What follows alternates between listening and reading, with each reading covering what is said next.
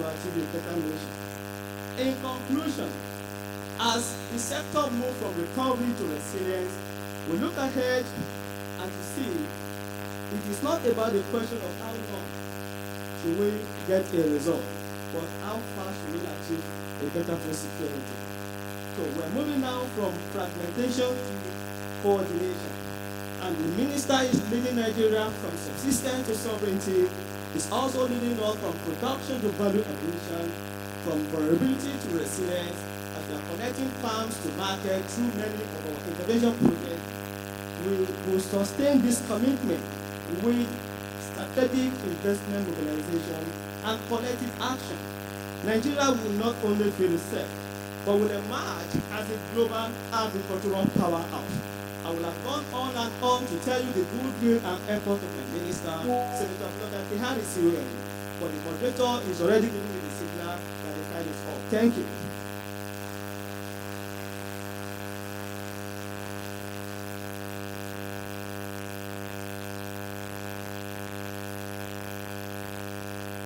Already giving me the signal that the time is up. I took a number of points that we made, from subsistence to sovereignty, from vulnerability to resilience. There's one thing you cannot take away from the current administration.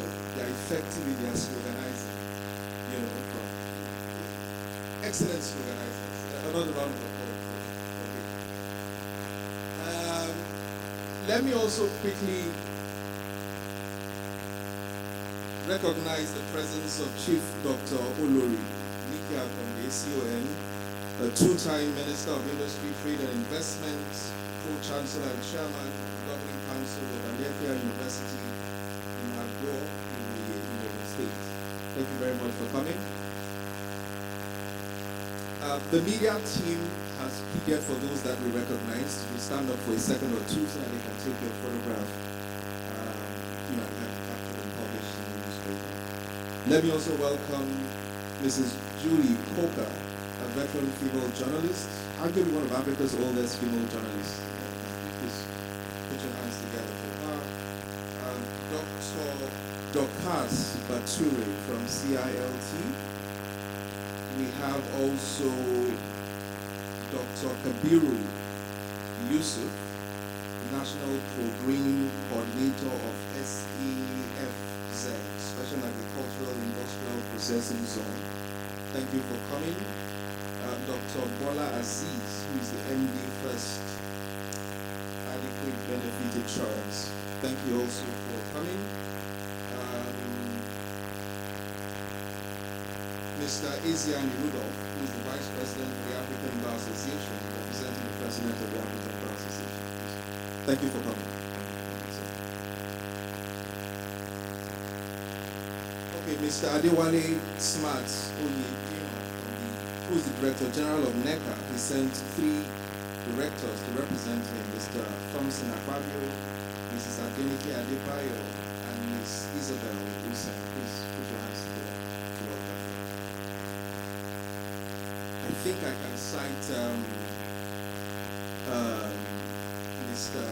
First of all, Chief Daly, the former Chairman of the Organized Private Sector of Nigeria and President of ASIMA. Please put your hands together to welcome him. At the event last year, we christened him a title, the Damu Federal Government. Thank you for coming again, sir. So at this point, I will introduce the next speaker, who is the representative of the United Nations Food and Agricultural Organization in Nigeria and to ECOWAS, leading the organization's strategic, technical, and operational engagement across one of Africa's largest and most complex humanitarian development contexts. He's a seasoned international development expert with more than 35 years of expertise across Africa and the Arab region. He has dedicated his career to advancing sustainable agriculture, water and land resources management, climate resilience, disaster risk reduction, and food security. Before his appointments in Nigeria, he held senior leadership and technical positions with the FAO and other international organizations, contributing to high-impact programs in Somalia, Sudan, Kenya, Yemen, and Gulf region. Please warmly welcome for the keynote address Dr. Hussein Gadeng. Please be transferred.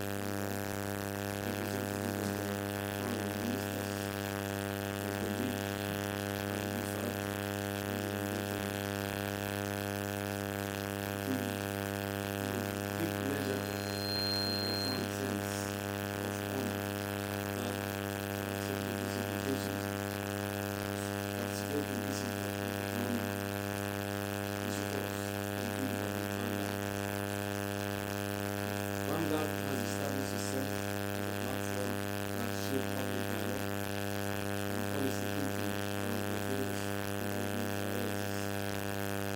And I commend its commitment to sustaining our vision of informed engagement on issues that are vital for country's stability and prosperity. Please join me in a clap for Vanguard.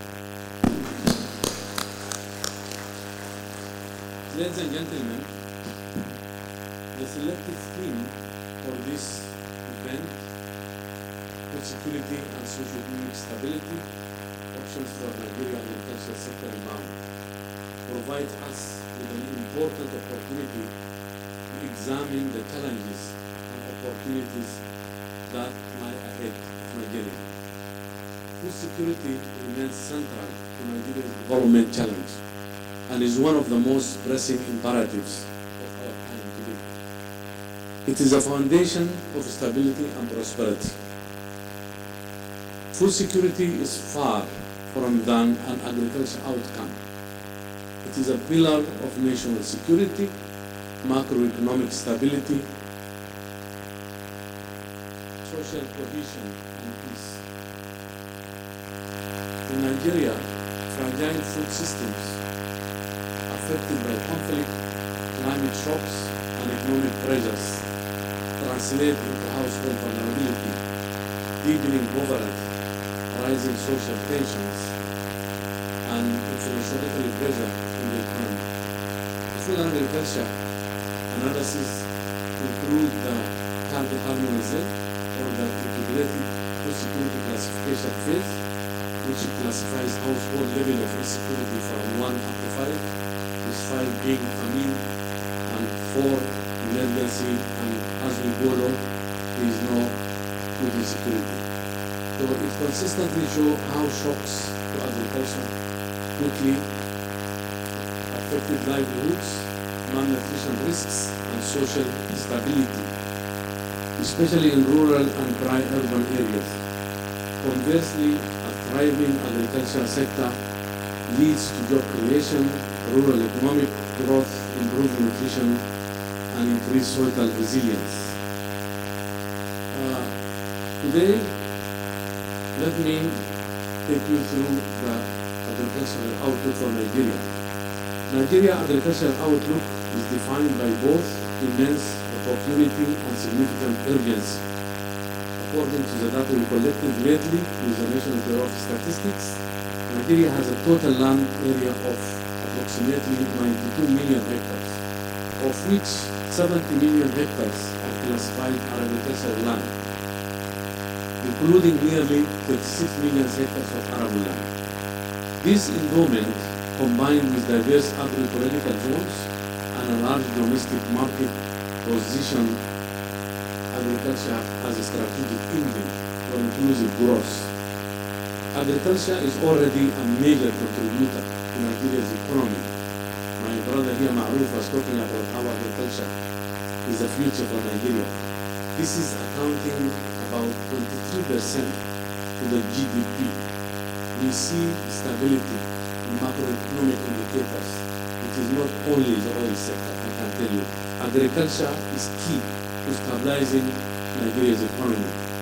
So in terms of GDP, as I mentioned, 23%, this is in the first quarter of 2025. It is also a cornerstone of livelihood. So over 70% of Nigeria's population rely on agriculture in one way or another. So 40 million households practice agriculture, with the majority engaged in crop production, about 36 million, alongside poultry, about 1.4 million, and fish production of 600,000 people. At the same time, Nigeria's population continues to grow at an average annual rate of about 2.1%, meaning that food demand, employment needs, and pressure on natural resources will continue to rise. So this is why the rebound of the agriculture sector is not simply a sectoral ambition. It is a national economic and social imperative, especially with the dividends of the youth population of the country. So today in Nigeria, the urgency of addressing food security is clear. Climate shocks, violent conflict, particularly insecurity in farming communities, rising production costs, and disruption in global supply chain and across value chains are straining our agri-food systems, especially the productive of smallholder farmers and consumers, both at urban and rural levels. These issues impact the macroeconomics and social systems, and despite Nigeria's enormous agricultural potential, structural constraints continue to hinder development and needs to be given special attention. Nigeria possesses vast arable land, a youthful population, diverse agro-ecological zones, and a vibrant private sector. Nigeria also boasts of an 853 kilometers of coastline. It's a long coast, which supports fisheries, aquaculture, and coastal livelihoods areas that can significantly contribute to nutrition and job creation if properly developed and protected. FAO's work across states across Nigeria shows that targeted investments can yield rapid transformative results despite the challenges. These challenges are compounded by structural pressures in trade and competitiveness. For example, between 2026 and 2019, Nigeria's cumulative agricultural imports were estimated at about 3.35 trillion, roughly 4 times higher than agricultural exports of about 803 billion during the same period. This imbalance signals both demand pressures and missed opportunities for domestic value addition, competitiveness, and export growth. Notably, sesame, cashew nut, and cocoa accounts for more than half of Nigeria's agricultural exports, while wheat continues to dominate agricultural imports, underscoring the need to scale local production and strengthen value chains for staples, while also expanding competitiveness in high-value export. Ladies and gentlemen, despite the current constraints, Nigeria's production base remains substantial. During the major season of, for example, from our analysis with NBS of 2022 to 2023 agricultural year, for instance, approximately 17.3 million metric tons of maize were harvested, and about 30 million metric tons of rice were harvested. These are huge numbers in Africa. These figures illustrate both the scale of production and the importance of strengthening productivity and value chain efficiency to stabilize prices and improve access. I did not mention cassava. Nigeria is #1 in the world, 21 million tons. yam 18 million tons, because the potential is there. The livestock subsector is equally significant, with total livestock population estimated around 275 million animals, nationally comprising approximately about 140 million goats, 65 million of sheep, and 55 million cattle, alongside an estimated 700 million poultry raised. These numbers demonstrate the critical role of livestock in livelihoods, nutrition, and rural economies, as well as the need to strengthen animal health systems, feed and fodder value chains, and sustainable range-land governance to reduce conflict and improve productivity. And Professor here mentioned a number of policies that the Ministry of Livestock is tackling to ensure that the sector contributes equally to the livelihoods. Fisheries and aquaculture are among the fastest growing subsectors in the country. Total fish production per year is close to 1.2 million tons, including about 300,000 metric tons from aquaculture and the rest from marine. Importantly, Nigeria is the largest fish consumer in Africa and one of the largest consumers globally, with 3.2 million metric tons of fish consumed annually. However, annual per capita consumption is still below the global average of 21 kilograms per year. Here in Nigeria, we consume only 11. So if we need to increase consumption of this protein. This gap between local production and consumption highlights a huge potential for investment in aquaculture expansion, cold chain development, quality assurance, and feed systems while ensuring sustainability of aquatic systems. In the aquaculture sector itself, or the fishery sector itself, a lot of investment is spent in importing aquatic resources, and this is something that we need to look at in reducing foreign currency expenditure by producing locally aquaculture. Cassava remains Nigeria's most widely cultivated tuber crop, engaging approximately 15 million households nationwide, far exceeding other tubers such as white yam, where we have 7.78 million households, and Irish potato, which involves only about 300,000 households. This dominance is also evident during the minor season, when cassava continues to lead among tuber crops, with 1.9 million households involved in cultivation. It is important to recognize the structure of Nigeria's agriculture. More than 80% of farmers are smallholder farmers, and they account for about 90% of agricultural production. Any meaningful rebound, therefore, must be designed to work for smallholders, and especially women and the youth of this country, to improve productivity, risk management, inclusive market, and strong rural services. Let me mention a few pathways for agricultural sector rebound. To drive food security and enforce Nigeria's socio-economic stability, I would like to highlight 5 strategic options.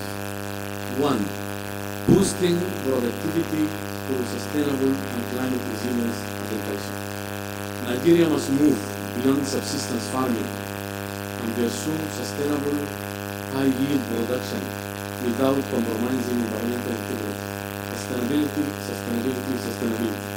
Scaling climate-smart agriculture, improving access to better seeds, animal breeds, fertilizers, and water management is essential. Investment in research, extension, soil health, and mechanization, especially for smallholders, are critical. The problem today is not AI or innovation, it is infrastructure. If we look at the value chains, infrastructure is missing. FAO has observed positive results when farmers have access to technologies, information, and support to adapt to climate risks and markets. Initiatives, let me mention a few, such as the Agro-Climate Resilience in Semi-Arid Landscapes AgriSal project, which is funded by the World Bank, demonstrate how climate-smart land and water management, soil restoration, and data-driven land use planning can restore degraded lands, improve yields, and reduce vulnerability to climate shocks.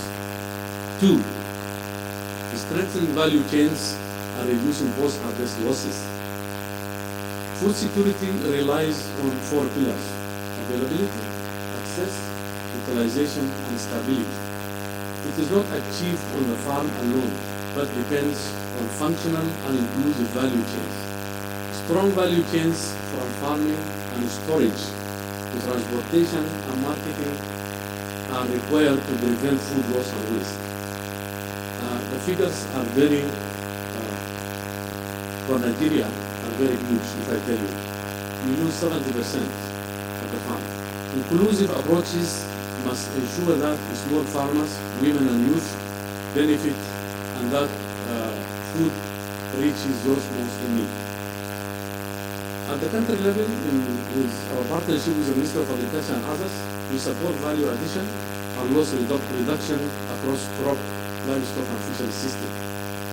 Nutrition-sensitive interventions such as fortifying home ground lands with locally sourced fish to improve child nutrition and create market opportunities for small-scale processors, especially women. FAO support for aggregation, storage, and processing facilities, particularly in northeast Nigeria, helps farmers shift from subsistence to market-oriented agriculture, boosting rural incomes and food supply. 3. Expanding inclusive rural finance and risk management. A sector cannot rebound without access to finance, here meaning agriculture sector. Smallholder farms, pastoralists, and agri-renewals require affordable credit insurance. They require affordable credit, insurance, and digital finance services to invest, grow, and manage risk. Many of our youth today are left to struggle with huge loans, up to 36%, and also there are high risks. So what we are trying to say, affordable single-digit loans or finances to youth will solve many of these problems. Public policies and blended finance mechanisms should attract private capital while protecting the most vulnerable. FAO supports youth and women agripreneurs through capacity building, enterprise development, and market linkages. Programs that train and certify veterinary paraprofessionals in partnership with national institutions, strengthen animal health systems, improve livestock productivity, and generate skilled rural employment. Number 4, advancing trade and development of competitiveness for high-value chain cash crops. Nigeria's agricultural rebound hinges on strengthening trade and market-led growth across priority cash crops, especially cocoa, cashew nuts, and cassava livestock products, and other high-value commodities to ensure export earnings, reduce import difference, and improve the balance of trade. Priority actions include upgrading market infrastructure, improving logistics and cold chains, enforcing quality and sanitary standards, and expanding agro-processing to shift from raw commodity export to value-added products. A strong research and development ecosystem linking national research institutions, university and private sector is critical to develop scale competitive production, supply regional value chains. Number 5, restoring peace, mobility, and natural resources governance. Violent conflict, kidnapping, and banditry, particularly in farming and pastoral communities, continue to pose severe threats to food security at global, regional, and national levels. Today, globally, an estimated of 720 million people are affected by hunger, 20.5. With conflict-affected countries accounting for a large share of acute food insecurity, as insecurity disrupts agricultural production, markets, and livelihoods. In West and Central Africa, over 52 million people are projected to face acute food insecurity in 2025.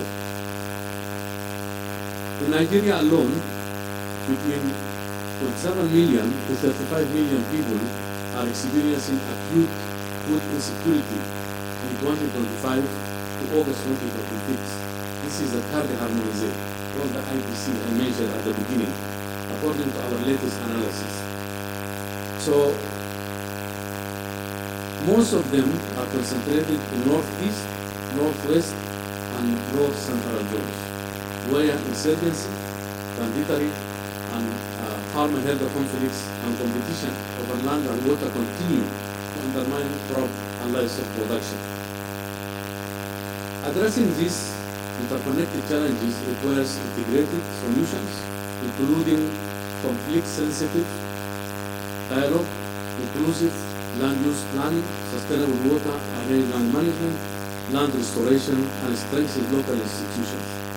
In this context, the One Health approach supported by FAO and partners is critical in linking human, animal, plant, and environmental health to build resilient ecosystems and safeguard food production against compounding shocks arising from conflict, climate stress, zoonotic diseases, and future pandemics. Finally, number 6, building governance, data, and partnership for transformation. A sustainable rebound depends on evidence-based policies, effective coordination, and unwavering accountability. Reliable data, early warning systems, and food security analysis must guide decision-making and policy coherence. FAO believes that government leadership must be reinforced by partnership with the private sector, civil society, research institutions, academia, development partners, and the media. Ladies and gentlemen, today we are being hosted by the media. Let me mention the role of the media. The media plays a vital role in reshaping public understanding and political will around food security. Without you, information will not reach the broader population. Through informed reporting, constructive critique, and sustained attention, platforms such as Vanguard help to elevate agriculture from a subsistence narrative to an economic and strategic imperative. This discourse is not just about diagnosis, but about mobilizing action, accountability, and collective responsibility.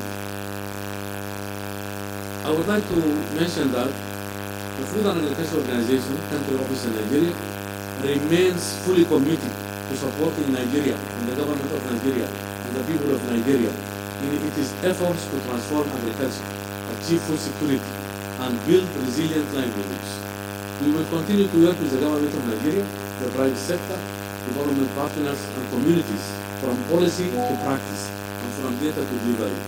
In conclusion, Nigeria's agriculture sector holds the key to food security, economic recovery, and social stability.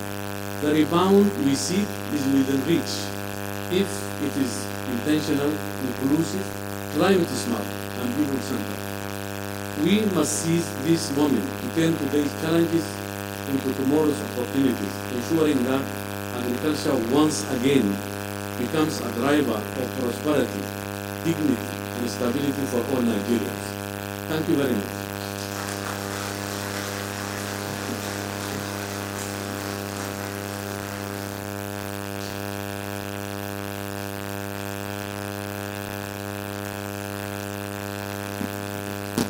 Thank you very much, sir, for that thought-provoking presentation.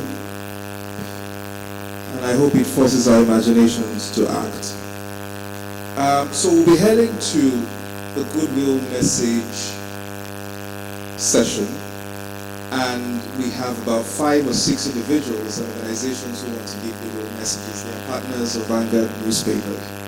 But I'll plead that I'll be allocating just about 2 minutes each to deliver your goodwill message. And I implore you to please stick to time because we have to go to the panel session. It's a very important session for this event. But just before I begin introducing the individuals and organizations delivering the goodwill messages, let me quickly acknowledge the presence of Dr. Hussein Lukman, who is the Associate Professor for Agric Extension and Rural Development, representing the Vice Chancellor of the Lagos State University of Education, Professor Bilkis Bidemi Lafiaji. Please welcome him. Thank you for coming, sir. Let me also welcome Mr. Dr. Fatima Aliu, who's the National Program Coordinator for FGN IFAD Value Chain Development Program. Please, a warm round of applause for her. Dr. Abiodun Sani, National Program Coordinator for the FGN NDDC IFAD Life ND project of the Niger Delta.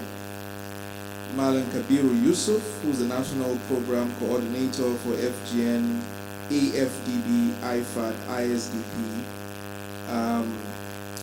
Dr. Ojo Joseph Ajonogu from the National Cashew Association of Nigeria. The National President, National Palm Produce Association of Nigeria, Dr. Alphonsus Inyan. And the Country Director for Action Aid Nigeria, Dr. Andrew Mamedu, represented by Ademola Adeniran, the Project Advisor from the Lagos office. Okay, so for our goodwill messages, I'll start by welcoming the United Nations International Fund for Agricultural Development. Please put your hands together. Thank you very much.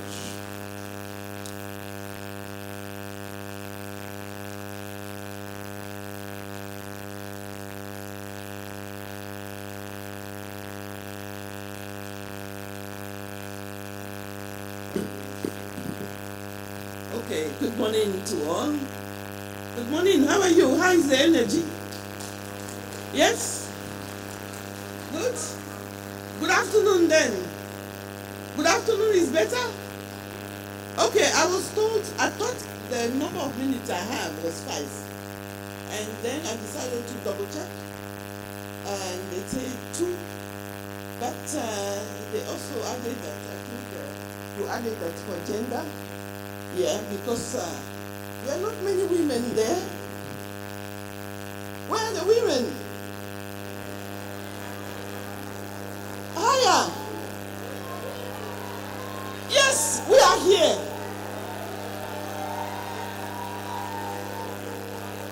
Excellent. Where are the youth?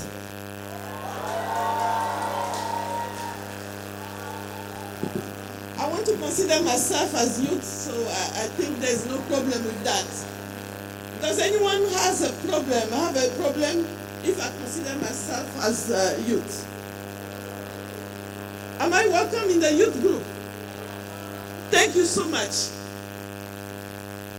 Excellencies and representative of the Federal Ministry of Agriculture and Food Security, representative of the Federal Ministry of Livestock, distinguished guests, all protocol observed, my colleague, the country representative of FAO to Nigeria and to the ECOWAS. Allow me to seize this opportunity to first thank really Vanguard for putting together this high-level, inclusive platform for us to discuss the major issue of food insecurity, but at the same time to talk about how we can together work to help the agricultural sector rebound.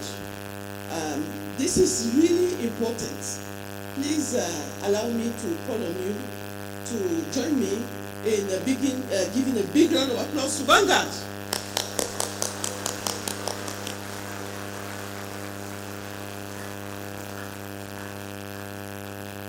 Thank you so much.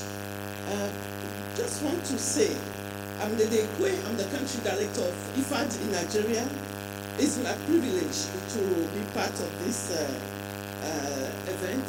I'm sure this event will be putting together some strategies to help us transform the agri-food system in Nigeria. I'm really delighted. IFAD has been working with Nigeria for many, many years, and we have invested over the years about $1.8 billion in Nigeria, supporting 4 million households to move from I would say survival into mainstream economic profitable value chain. We have been able to do that thanks to the partnership with the government, but also the dynamism of our smallholder farmers. I know AFAN, do we have AFAN in the room? And so forth. A big round of applause for AFAN. Great nation. Great farmer, great nation. Let's go again.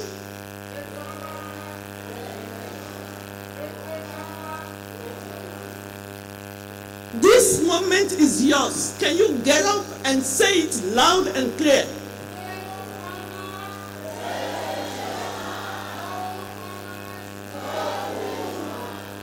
Thank you so much. We won't be talking about food if we didn't have the smallholder farmer. That is clear. The second message I have is that as we move forward, we know we have to transform this crisis that we are facing, not just in Nigeria, in Africa and across the world, on agri-food system. We need to transform the crisis into an opportunity. And therefore, we need the energy of the country. Nigeria is today at a crossroads. The food system is at a crossroads. And we need to leverage this moment, to seize the momentum, to harness our great assets. And I don't want to say the women are not the great asset, but allow me to turn to the youth. Nigeria youth, majority of the population. Are you hearing me? The youth, where are you? Get up. This transformation will not happen if we are not able to harness the youth. They have energy, they have creativity, they know technology.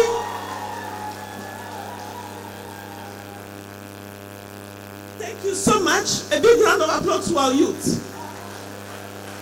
If the youth are not here, we will not have a food secure future. Thank you so much to the Vanguard for inviting everyone, including these youth.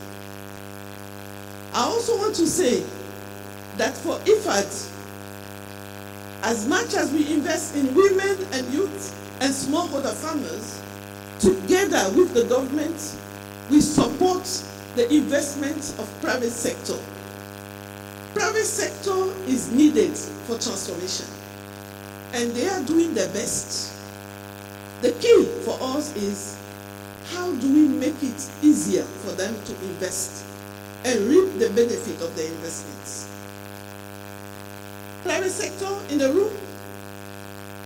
Nigeria, private sector is in the room. Do we have our investors? I hope we are not just talking to each other, the farmer and the farmer too, but can I hear from the private sector? Any private sector? Okay, we see you. We need you. continue to invest in the food system. We know there are challenges, there are risks. We need to de-risk, and we de-risk together. Thank you so much. A big round of applause to the private sector. IFAD, the government, FAO, we can do whatever we need. If the private sector doesn't come in, we will not get there. I'd like to thank the federal government of Nigeria, the Federal Ministry of Agriculture and Food Security, and the Federal Ministry of Livestock. And I want to also seize the opportunity to say we have one area that we need to unleash more. The potential is there. The research and academia. They do a lot, but I have to admit we are not harnessing the full value of what they are doing. So these are my comments for now. Thanking, I call on each group to really show how the Vanguard has organized this event, has not left anyone aside, brought all of us here. Please keep in mind one thing. If nothing happens beyond what we have said, keep in mind the power of connection. We need to connect the dots. We need to connect the stakeholders to work in synergy. This is the only way we can transform the agri-food system. And thankfully, we have in this room some great champions with which you can connect from IFAD sides. We have the IFAD Value Chain, Federal Ministry of Agriculture and IFAD Value Chain Development Program. The coordinator is in the room, Dr. Fatima. Please get close and connect with them. They can support the youth, the women, and the smallholder farmers, and facilitate also to the business access to supply, agricultural supply. We have in the room the FMAS, IFAD, Niger Delta Life and Tea Project. Dr. Sani is in the room. Please connect with them. They support the youth and they are very innovative. We have FMAS, IFAD, Islamic Development Bank, African Development Bank, SAPZ program. Here, the NPC coordinator, the NPC is here, Dr. Kabir. Is he in the room?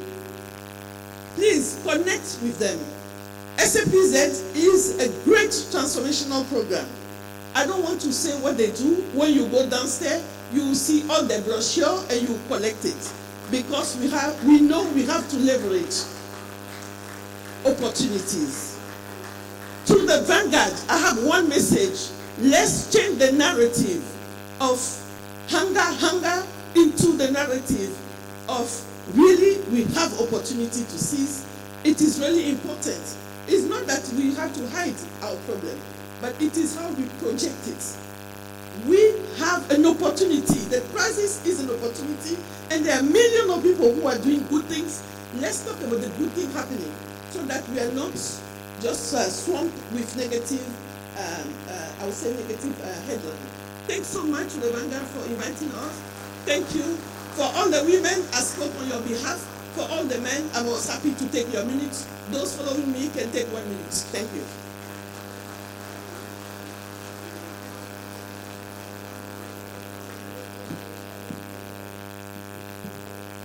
Thank you very much for the very powerful and passionate address.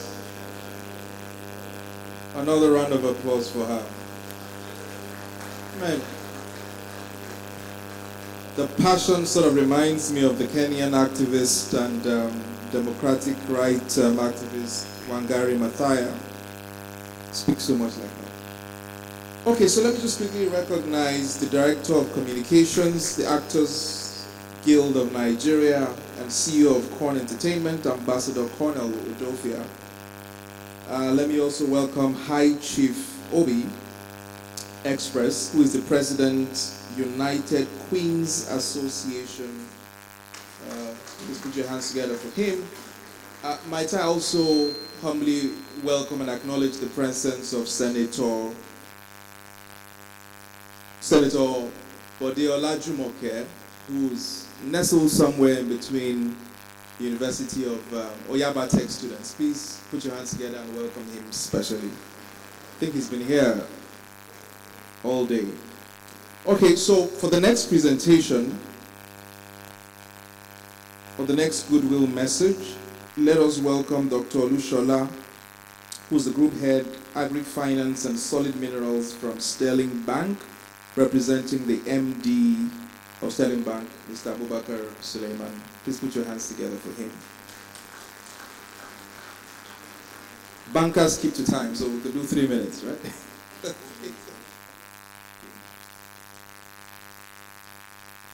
Good morning, everyone. Uncle Sam, distinguished platform guests, ladies and gentlemen. I'll stand on existing protocol.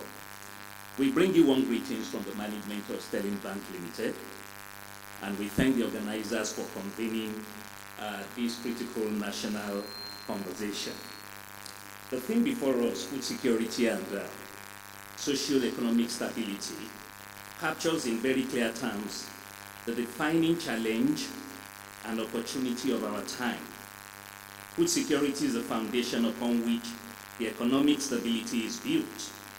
Where food systems are weak, inflation rises, livelihoods are threatened, social pressures intensify, but where agriculture is productive, resilient, and well-financed, nations prosper. Nigeria today stands at a decisive moment. We have the land, we have the people, the market. And what is required is a deliberate shift in how we produce, how we finance, and how we scale agriculture. At Sterling Bank, our position is clear.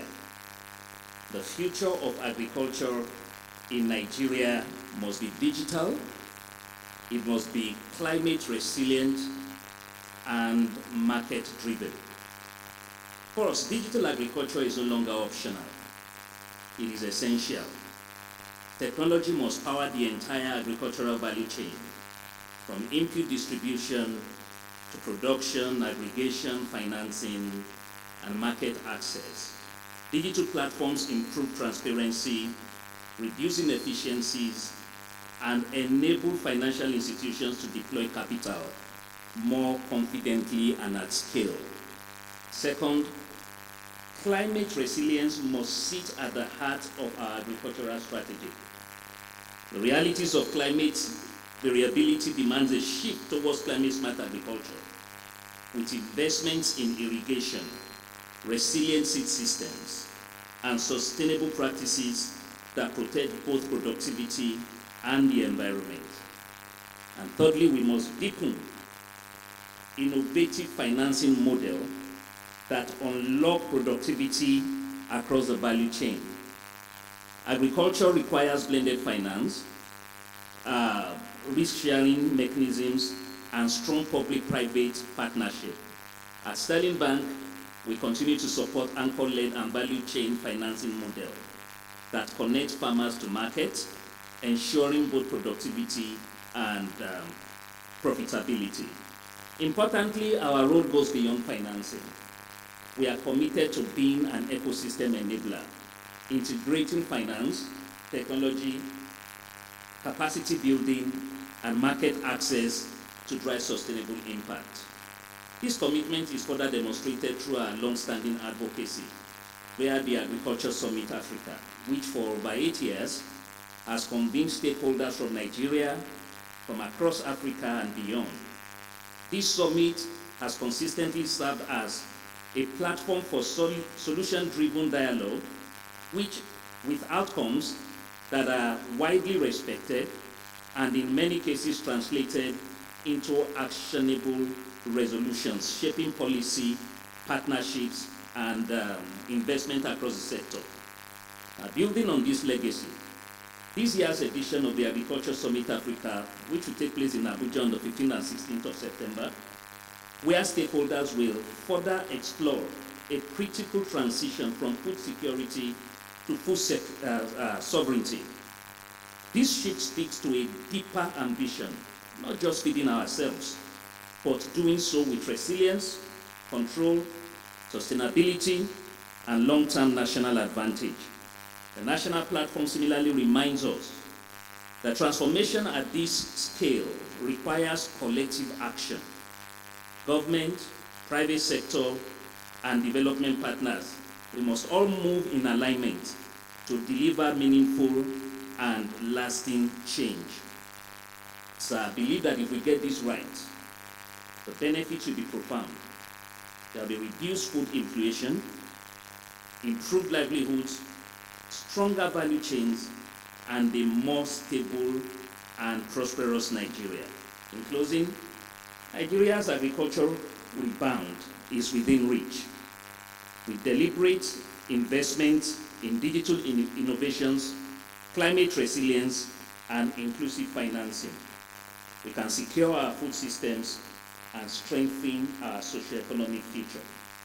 On behalf of the management of Sterling Bank, we reaffirm our commitment to this journey and to partnerships that drive impact at scale.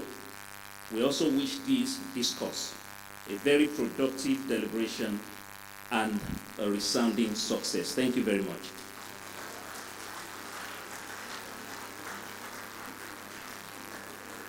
Thank you very much. Let me quickly introduce Mr. Adekunle Olaiwola John, who is the country manager for UR-US Genetics. Please, you can come to the podium for a presentation. Thank you.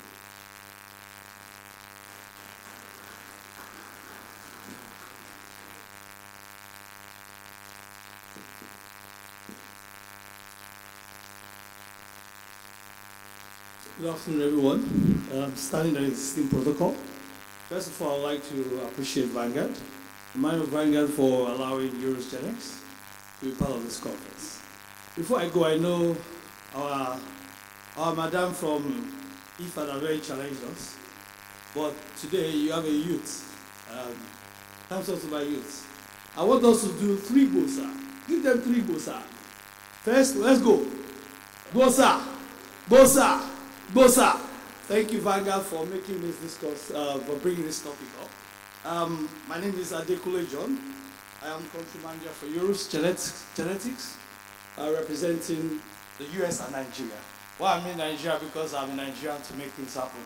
We can only make this thing work if we, Nigerians, do it ourselves. Foreigners will not do it for us. Am I correct? We will do it ourselves. I'm looking at the youth. I'm looking at a lot of people beside me. That we'll do this together. So I'll quickly want to push this to you about euros, what we are, what we do in the country.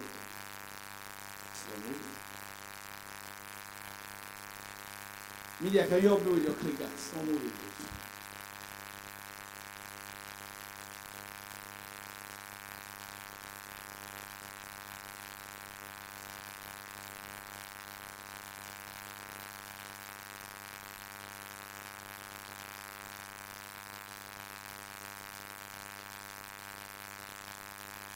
Okay, our vision in the country is better cows for better world.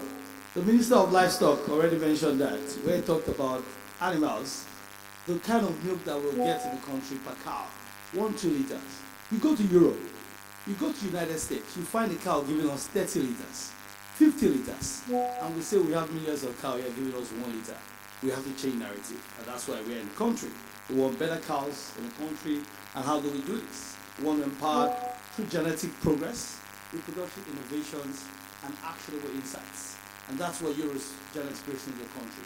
What do? We are the largest AI in the world. We inseminate every second around the globe. We are sitting in about 36 countries in the world, and over 31.5 million semen straws are being sold in here. Of course, we're also the market leader in information services, dairy information, and over 9 million cows is what we inseminate and have data for. And that's where I look at Vanguard, where you mentioned this topic, or the discourse topic of food security and social-economic stability. We need data. And I'm very happy that you brought this on board, because data is key to what we're doing. And for euros, this is what we do in the country. In various countries we have gone. We helped in the dairy and the cattle producers. We help the dairy and the cattle producers. And so for our farmers sitting in the room, this is an opportunity for us to connect together to be able to develop the right animals for Nigeria, to be able to have the right productivity and improve our productivity in the country, and of course, reduce our cost. And for us also, we are also an AI company.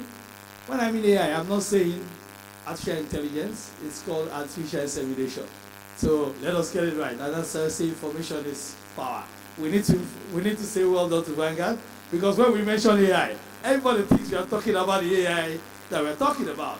But AI is actually artificial insemination, where you crossbreed an animal to get a better yield. Thank you very much. Why are we number one? Why are we the market leader in the country, in the world?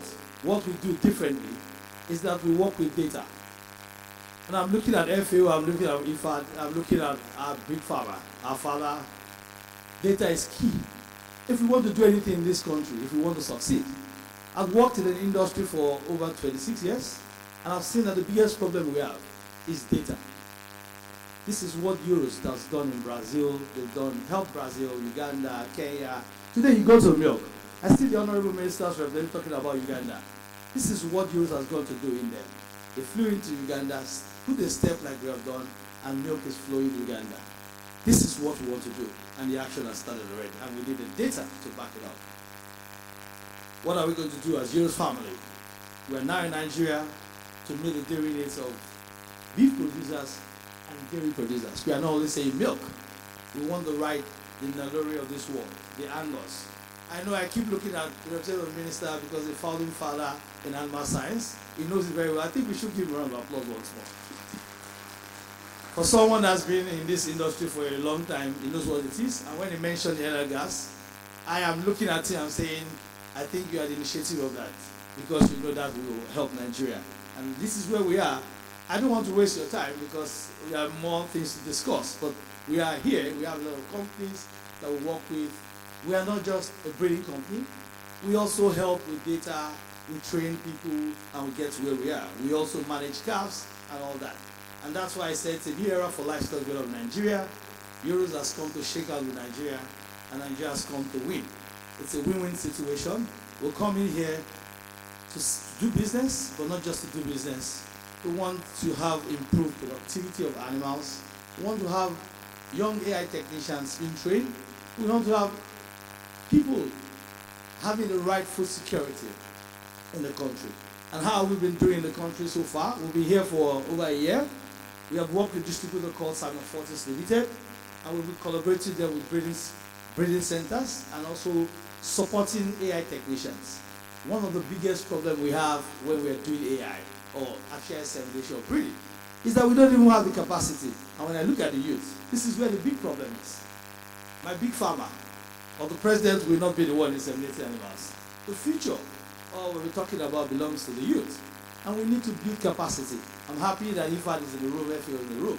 And thank you that the ministry is also in the room. It's important that we all connect to ensure that we build capacity. And that's what Euros is doing. We are building capacity of farmers and also building capacity of young AI technicians to allow us to grow. And of course, we sell bovine semen. We talk about affordability and accessibility. You want your animals to get the best quality. And then you want to import animals from Europe or from the US at $6,000, $7,000 per one. You see where our money is going. We want to be dairy farmers and want to import. Why are we not working with our own local animals, upgrade their breeds, and keep that $6,000 in here, keep our forex in the country, while we develop the data, we develop our animals, and then we can win together. This is what we're doing. I would like to say thank you, everyone. As we go around, we've done a lot in the country. I just want to show this. It's important. Thank you for sorry for taking your time.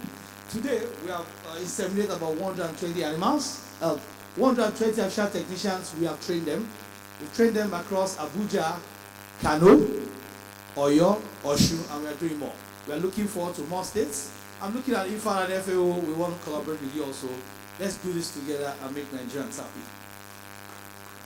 We've mobilized about 500 plus farmers who are now breeders. What are these guys doing? They are breeding animals. There are 5 of my breeding farmers that now have 160 cows in their farm each. What are they doing? They are raising cows for generations.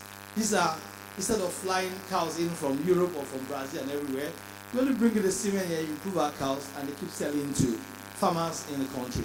Of course, straw semen has been done. This process, is quality process. This is a Nigerian story. I'd like to see, this is it. This is not just telling you, this is action. Honorable Minister mentioned action. The representative mentioned action. You can see this is happening in the rural area. We want to work with smallholder farmers. We have inseminated animals, and we have had good results. I think this is the first of its kind. Last year, we did that, and we had 64.62% conception rate. This is a good story for Nigeria, because that's against the 35% that we find around. And this is what is happening. I'm showing this because these animals are right here in Nigeria. You find them in Ishenyi, you find them in Oyo, Fashola, you find them in Oshogbo, they are all there. Thank you very much. It's all about cows. It's all about cows. It's all about what we have to do. But what am I asking? I'm asking everybody in the room. If it's possible to have one cow in your house, inseminate one cow, give us 30 liters, and if you take 1 cup of milk a day, then you can go to bed. Thank you very much. Let's enjoy this conference. Let's make it a big connect, and let milk flow. To my Ifad mother, thank you for being a mother for us. Thank you very much.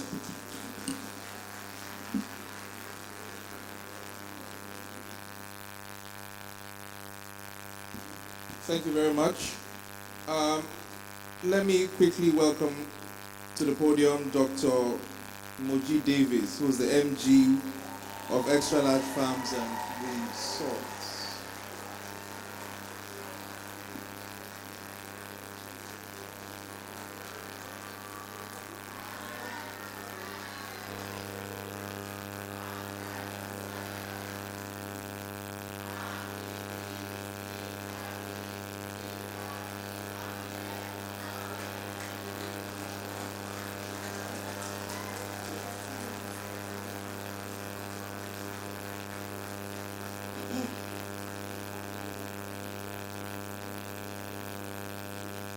Good morning, Your Excellencies.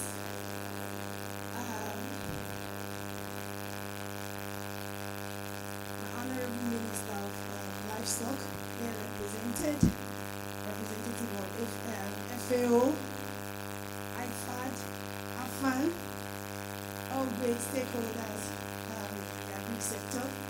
We want to say very big thank you. My brother, Mr. Shalak, from Sterling Bank.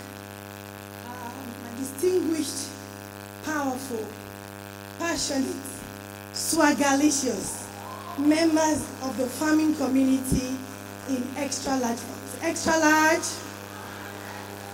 Thank you very much. Good morning, everybody. And once again, I want to say a very big thank you to Vanguard for setting this great event together, putting this great event together.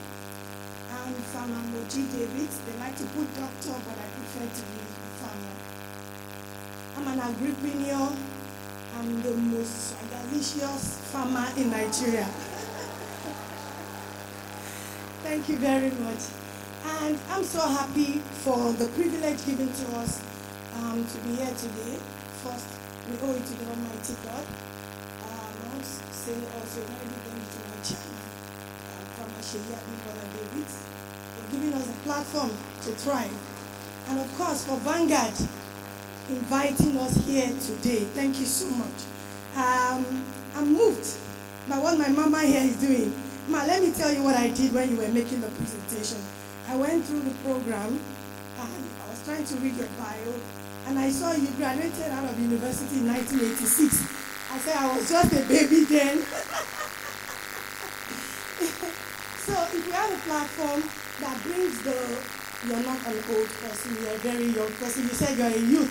If you have a platform that brings you the old, the young, the men, the women, the practical farmers, the big stakeholders, the banks, the finance, this is such a robust event. Can we give it up for Vanguard, please? Thank you so much. I'm here today wearing many hats, but everything sums up into the agri space. I'm the group managing director of Extra Life Farms and Resorts in Nigeria, Extra Life Global Tourism Limited in the UK. I'm also the president of the Female Agripreneurs Association, and we work in close relationship with the American Association for Female Agripreneurs. And if there's any woman sitting in this meeting today, and you are a farmer or someone that has something to do in the agribusiness value chain, then I'm speaking your mind and I'm here for you. If I will also have people who are here, young people, not only by age but by heart, then I'd like to let you know that something great is coming. Because Extra Life stands for readorning agriculture, not only in Nigeria, in Africa and globally. We believe that the apparel that agriculture is wearing presently is one that epitomizes poverty, that epitomizes hardship and labor. And that is why, where are the youth once again? Can I see your hands up? Even though they are here in this summit, but ask them deep down, how many of them want to be real farmers after graduating out of university? Maybe 1 or 2%, because they think that the picture of the farmer they have in their mind is what they see on African Magic. That Baba inside that thick forest wearing that tattered shirt with his cutlass and oars. Not anybody looking close to me or to my wonderful Nasima president here or to the Alpha president. We need to readorn agriculture. We need to wear a new apparel for it. And that is what we are doing at Extra Life, having been able to raise a community of over 200,000 people who are earning every day, living people not dead, that are earning every day from the agribusiness value chain. We have been able to raise a community of 1 million people, not only in Nigeria, but spread across 14 different nations of the world, who are passionate not just about agriculture, but healthy food. We have on our table 21 different healthy food products. And we not only preach about agriculture, we also talk about eating your way into wellness, as I'm also a living witness. We also, to the glory of God, own the biggest luxury farm resort in Nigeria as a way of readorning agriculture. I have 1 more minute as a female. You gave. As a way of promoting and making agriculture more sustainable and profitable by including tourism into it. So I stand here today also as the co-host and the president of the first ever World Agri-Tourism Festival held anywhere on the planet Earth. It was held for the first time here in Nigeria, and we were greatly supported by the government. I want to close with this because I can see we don't have time. Number one, we are here to talk about the Vanguard food security and socio-economic development in Nigeria. I want to ask this question, and I'm expecting everybody in this room to give me an answer. Do we have a problem of food insecurity? Yes or no? We do, right? Thank you very much. So, what you don't want, you don't watch. When we talk about it, what are we doing about it? It is not about attending summits and conferences all the time. It is about what we can start doing from today. And as a leading example in the agribusiness sector, Extra Large Farms, with our 14 different farm locations in Nigeria, employing and having thousands of people earning from the agribusiness value chain, we are saying, don't sit and watch. Start doing now. I will be very happy if by next year we have the opportunity to have this kind of event again, and we have at least half of this room who are practical farmers, not only by mouth, but by proof. Can I visit your farm? Are you affiliated to a farming organization? Are you investing in farming? Are you promoting farming? What exactly are you doing to promote agriculture in Nigeria? I also want to close by appreciating our youth and our women, and I want to give 100 tickets here today. We are holding an Agri-Wealth Revolution Summit on the 1st of May, commemorating the Labor Day, telling people in the workforce that don't only, even as you're working in the paid employment or even in your business, you can start doing something in agriculture gradually. That event is a paid event, but we're going to give the ticket for free to 100 youth and women, sorry about that, who are here this afternoon. And also to every single person who is here from a tertiary institution. Can I see you upstanding, please?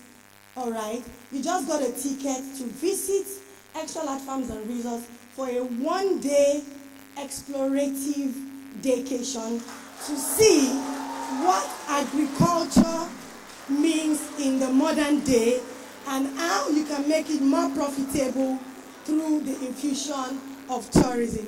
Thank you so much. God bless you and have a great day. Thank you, Vanguard.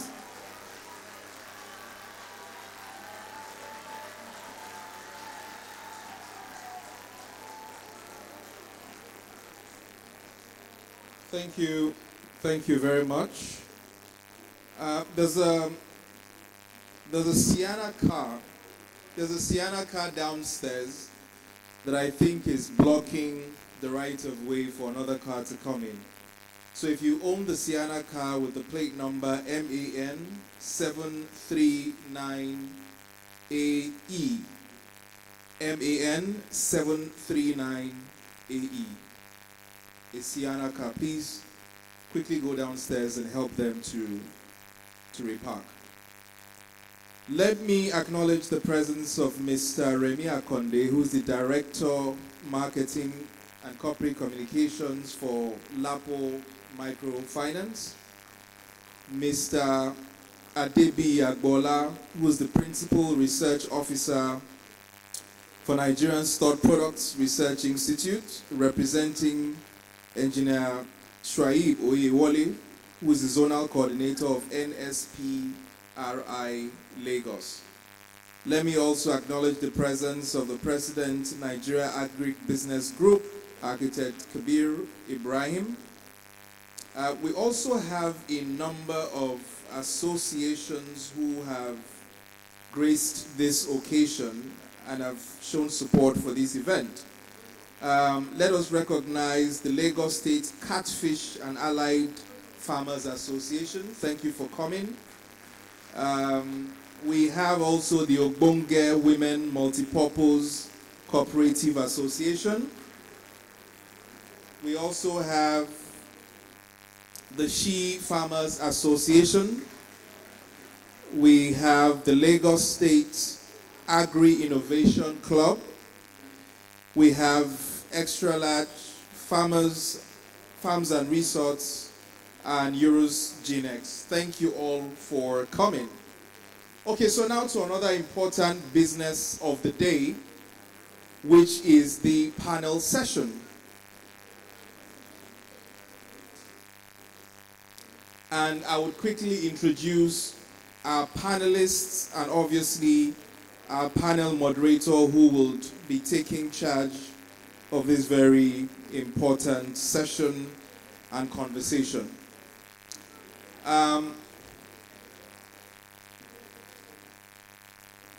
First, let me welcome upstage the first panelist that will be engaging in the conversation, Engineer Moruf Ajenifuja, who is representing the Honorable Minister for Agriculture and Food Security. Is he still here? Sorry, could we please settle down? Thank you. Engineer Deni Fuja, representing the Honorable Minister for Agriculture. Is he still around? I think he must have left. Okay. Let me welcome the Country Director for the United Nations International Fund for Agricultural Development, Mrs. Dede Ikoe, please welcome her up stage for the panel session. Thank you, ma'am. The President, Nigeria Agribusiness Group, Architect Kabiru Ibrahim. Is he still around? Oh, thank you, sir. Please come up stage for the panel session. The National President, All Farmers Association of Nigeria, Honorable Mohammed Magaji Getato. Is he still around? Okay, please come up stage, sir.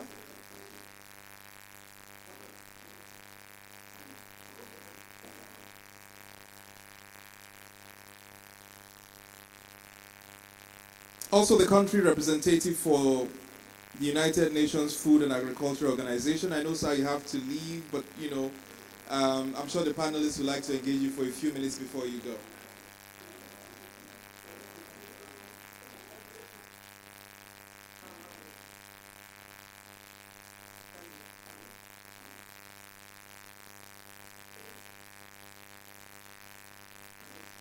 Okay, and so let me welcome the moderator for this very important session, who is the director for the public sector initiatives at the Lagos Business School, Professor Franklin Ugu. Please put your hands together for him. He will be moderating this panel session.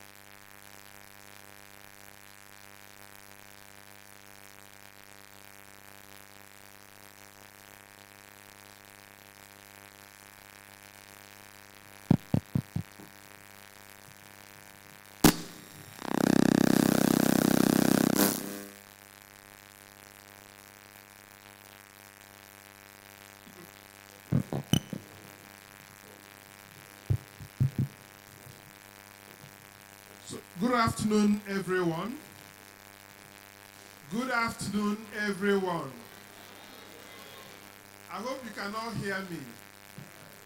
You know, when they started giving the goodwill messages, I think it made us to move away from the discussion.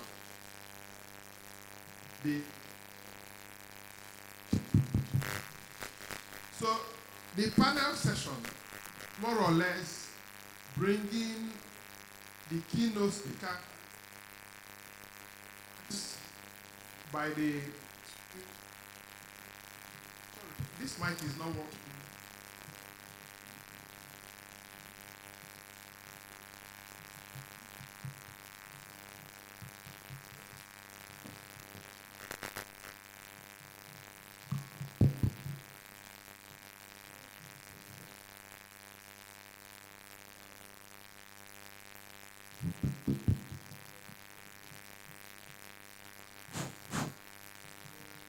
As we all know, the theme of the event or the conference or the workshop is food security and socioeconomic stability, options for Nigeria's agricultural sector rebound. But I think that this discussion might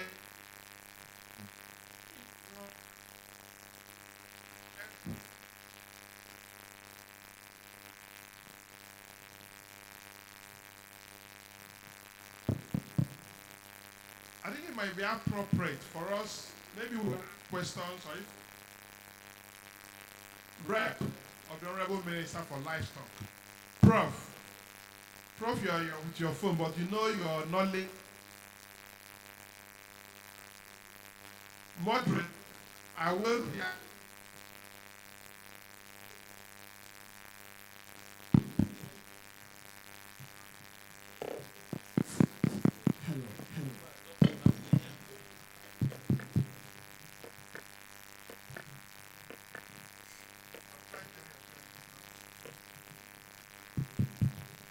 Okay? So I'm asking that, Prof, please, we will be asking you a few questions with regards to the policy, and if you don't mind, I wouldn't mind inviting you to the podium so that you can help us, or to the high table, so you can help us to interact with some of these questions.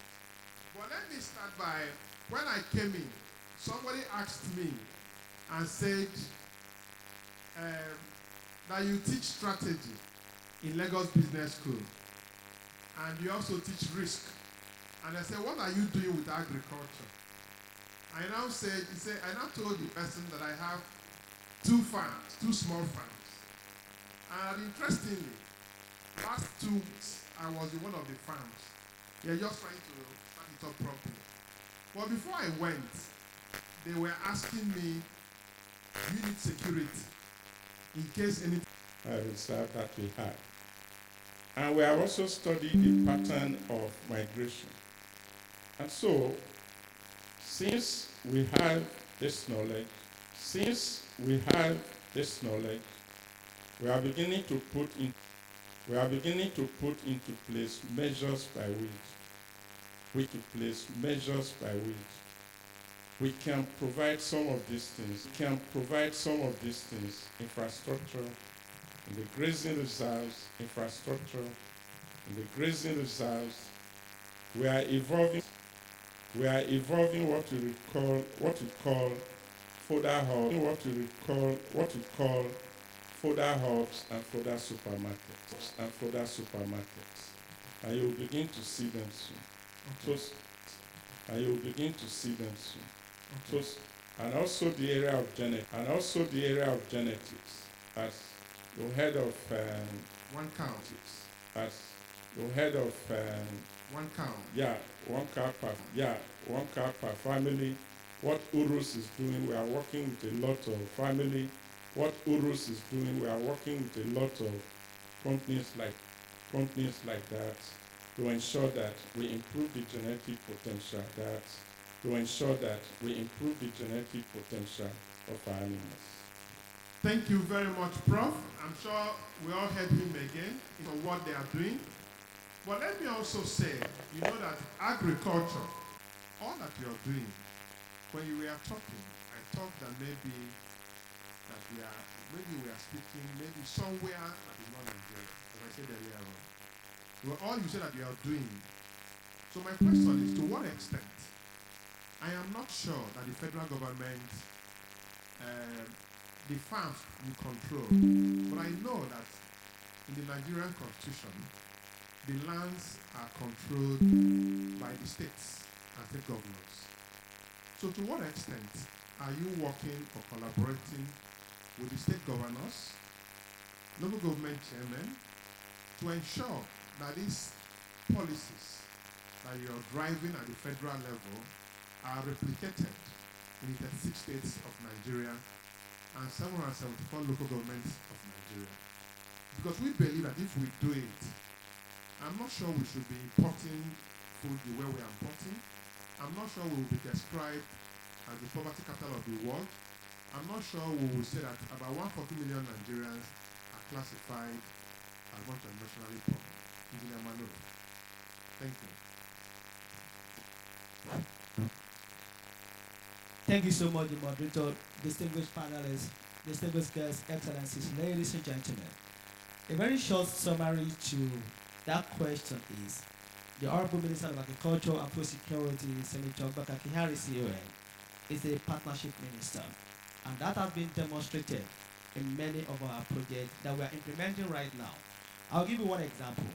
When we realized that the input cost was going to the roof and we want to create impact to the smallholder farmers, so we distributed over 2 million bags of fertilizer through the state government in a partnership agenda, so that because we realized that the lands actually belong to the state and agriculture is on the concurrent list. So due to that, my minister championed the cause that let's give the state government who has the owner of the farmers, and we did that. That's on one side. On the other side, we have some flagship projects we are currently implementing under the Federal Ministry of Agriculture and Food Security. The Honorable Minister ensured that every project is undergoing partnership with the state for the implementation. Take, for instance, the Special Agro-Industrial Processing Zone, which I cited earlier, a $538 million project, which is a flagship project and largest in Africa. We are implementing it in partnership with the state. The sites we're establishing are all located in the state, although right now in 8 locations, and we intend to bring in more states, like 27 more states, into the fold. We would have started with the 36 states at a go, but we all understand the reality about development is actually capital intensive. So we provided catalytic funding, and we are inviting private sector to bring in private capital, because we are promoting investment platform to actually have processing investors to, set up their processing plant and the plug and play in all those sites.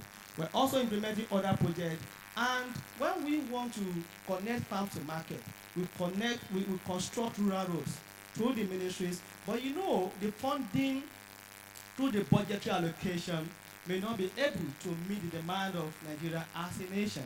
I'll give you an example. What is the size of our total budget? In 2016, our budget then IS was like $24 trillion. So somebody asked me then in Austria, Vienna, how much is our budget? I told him. How much is the inflation rate, the exchange rate? I provided those metrics to him. But the guy said, we have not started with our population. The population is huge and the resources are dwindling. So that's why we reach out to partners to form partnership like IFAD. I'm happy the CD, the country director of IFAD, is actually here with us, together with other development partners, so that we can get some foreign loan to improve on foreign direct investment. With that, we can move on. But it may not be a walk in the park, and it won't be overnight, but over time. Development is a process and it's a procedure. But as a policy leader, we create directive and direction for the state, so that they can key into that policy direction and create more impact at the state level. I also cited for you the issue of youth. My minister is the first minister in the last 10 years to employ or engage a special assistant on youth and agro businesses. That's to have more attention and focus on youth. And we will do more to bring them to fold, because over 70% is not a joke. Over 70% of our population are youth. If we are able to tap into that and transform them into assets, they will be the heartbeat of our green revolution. They will be the backbone of our vision. And we can be guarantee of a better future, that they will be the circle of fortress for our future. The youth here today, I salute your courage and presence to be here. Thank you so much. Thank you very much, Manuf, speaking on our Honorable Minister, Agriculture. Let me now, Actor Kabe Ibrahim. You have been in this space for some time, and you can be said to be a veteran and doyen of this space. But let me take you back to 2022.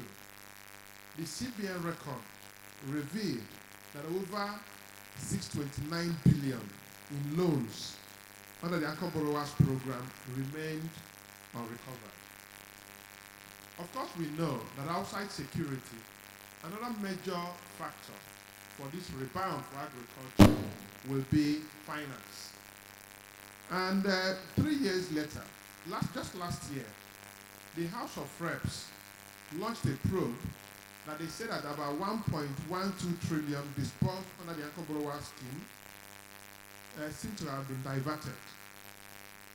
So given this kind of situation, and we keep saying that we want more finance for agricultural rebound, the question is, what specific design flaws, distribution bottlenecks, repayment enforcement, or insurance gaps must, in a different program, avoid to ensure transparency and sustainability? Executive Ibrahim, thank you. Thank you. Good afternoon, everybody. I'm sorry I came in late, but let me specifically answer your question. In 2022, I was president of the All Farmers Association, and I escorted the CBN and then president to the launch of the Anchor Borrower program in Kebbi State. But AFAN did not take part in it, because ab initio we noticed that there were serious gaps. The farmers that enjoyed the loan were not really subjected to due diligence. So we have what we have today. Now, so that I don't waste too much time on the blame game and all that, the sine qua non for agricultural productivity is agribusiness. A farmer must be able to make money from agriculture and do agriculture as a business for it to thrive. This is what has happened in all the countries of the world that say they are food secure. And I will always give you the example of the Netherlands. I just came back on Sunday. Now it's called the triple helix approach to agricultural productivity. And that is agricultural knowledge and innovation system. You must have knowledge of whatever competence you are going to be involved in. Get all that it takes to be able to produce optimally, and then add value to what you produce and find how to market it. This is what you must do to make agriculture rebound in Nigeria. This is why I came, because we were the subject of this interaction is how to make agriculture to rebound, and then for Nigeria's search for food security to be real, not fairy tale. Now, to me, if I heard a part of what was being said that there was no food in Nigeria and that we have a problem. No, there is food in Nigeria, but most people cannot afford it. There is a question of affordability, and that's where food security comes in. There may be some form of food insufficiency, but I can tell you that there is food, because if you go out here, even in Lagos, go to the food markets, you will see food. But most people cannot afford it because of the purchasing power that is very low. Now, many efforts are on the ground now, going away from the Ankoboroa that was so famous, and the Ministry of Agriculture was not even involved in the Ankoboroa program. So that goes to show you that it was not well thought out. Now, for government today, the government of President Bola Ahmed Tinubu, to really make a difference in agriculture in the next 7 months before election, I will suggest this, and I think this is very important, and I want Vanguard to really make it very clear to government that the vast majority of our 230 million people do not feel the economic growth that is being mentioned because they are not eating well. There is no household comfort. How do you do that? You look at agriculture from the 6 geopolitical zones and identify the staples in each zone and make sufficient effort to optimize the production of those staples in that or in those zones.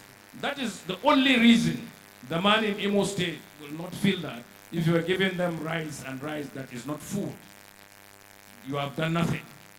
If they prefer yam, for instance, as gari, you make sure that yam and gari are produced optimally so that those people will have food security. And that is the way to go. In Nigeria, what we have been doing is that we have left the federal government to take care of food security or food sufficiency and even security. It is not done. Agriculture is a rural vocation. It happens in the villages and hamlets. The states are where these villages and hamlets are, not in Abuja or Lagos. So you dedicate the totality of your IGR to the production of food and processing of it and distribution of it, and even teaching people to consume food appropriately. That is the only way Nigeria can make agriculture or restore the dignity of agriculture. Hitherto, when I was going to school in the north, we only relied on agriculture to train. We didn't have oil. When I was a sophomore in the university, my scholarship was not because of oil. Second year in university, I didn't get money because Nigeria had oil. I got the money, I got scholarship because northern Nigeria had agriculture. Today, oil as we see it is almost a curse to us. People are saying, and there are many reports, that there is no accountability in that sector. Food is what everybody eats. Nobody will say there is no accountability in your farm or in your process because you are processing it. And mind you, let us understand very well that growth, economic growth, is driven by private sector involvement. Government is only supposed to create the enabling environment. The over-reliance on government to do all these things is what is keeping Nigeria in this way. I mentioned the Netherlands. Go to the Netherlands. The percentage of involvement of government in the growth, economic growth of that nation is hardly 15%. Everybody among the 17 million people that they have there is really busy in agribusiness. I'm sure those people from the southern part of Nigeria have seen what has happened last week. There is a bulletin that the Netherlands is the biggest exporter of cocoa beans. Go to the Netherlands. There is nowhere where you will see cocoa. That means they import it from here. They add value to it and they are the greatest exporter of it. Same thing with sesame. Go to the Netherlands. You don't see anybody doing sesame plantation. Yes, they buy sesame from here, add value to it, export it, and as one of the biggest exporters. The income from agriculture in the Netherlands is only second to that of the United States. What is driving it is agribusiness. I am in agribusiness because I trained as an architect, and I believe you can get a lot of money from agriculture. You should do that with some common sense. When you produce anything and sell it in its primary form to another country, you are creating jobs for people in that other country.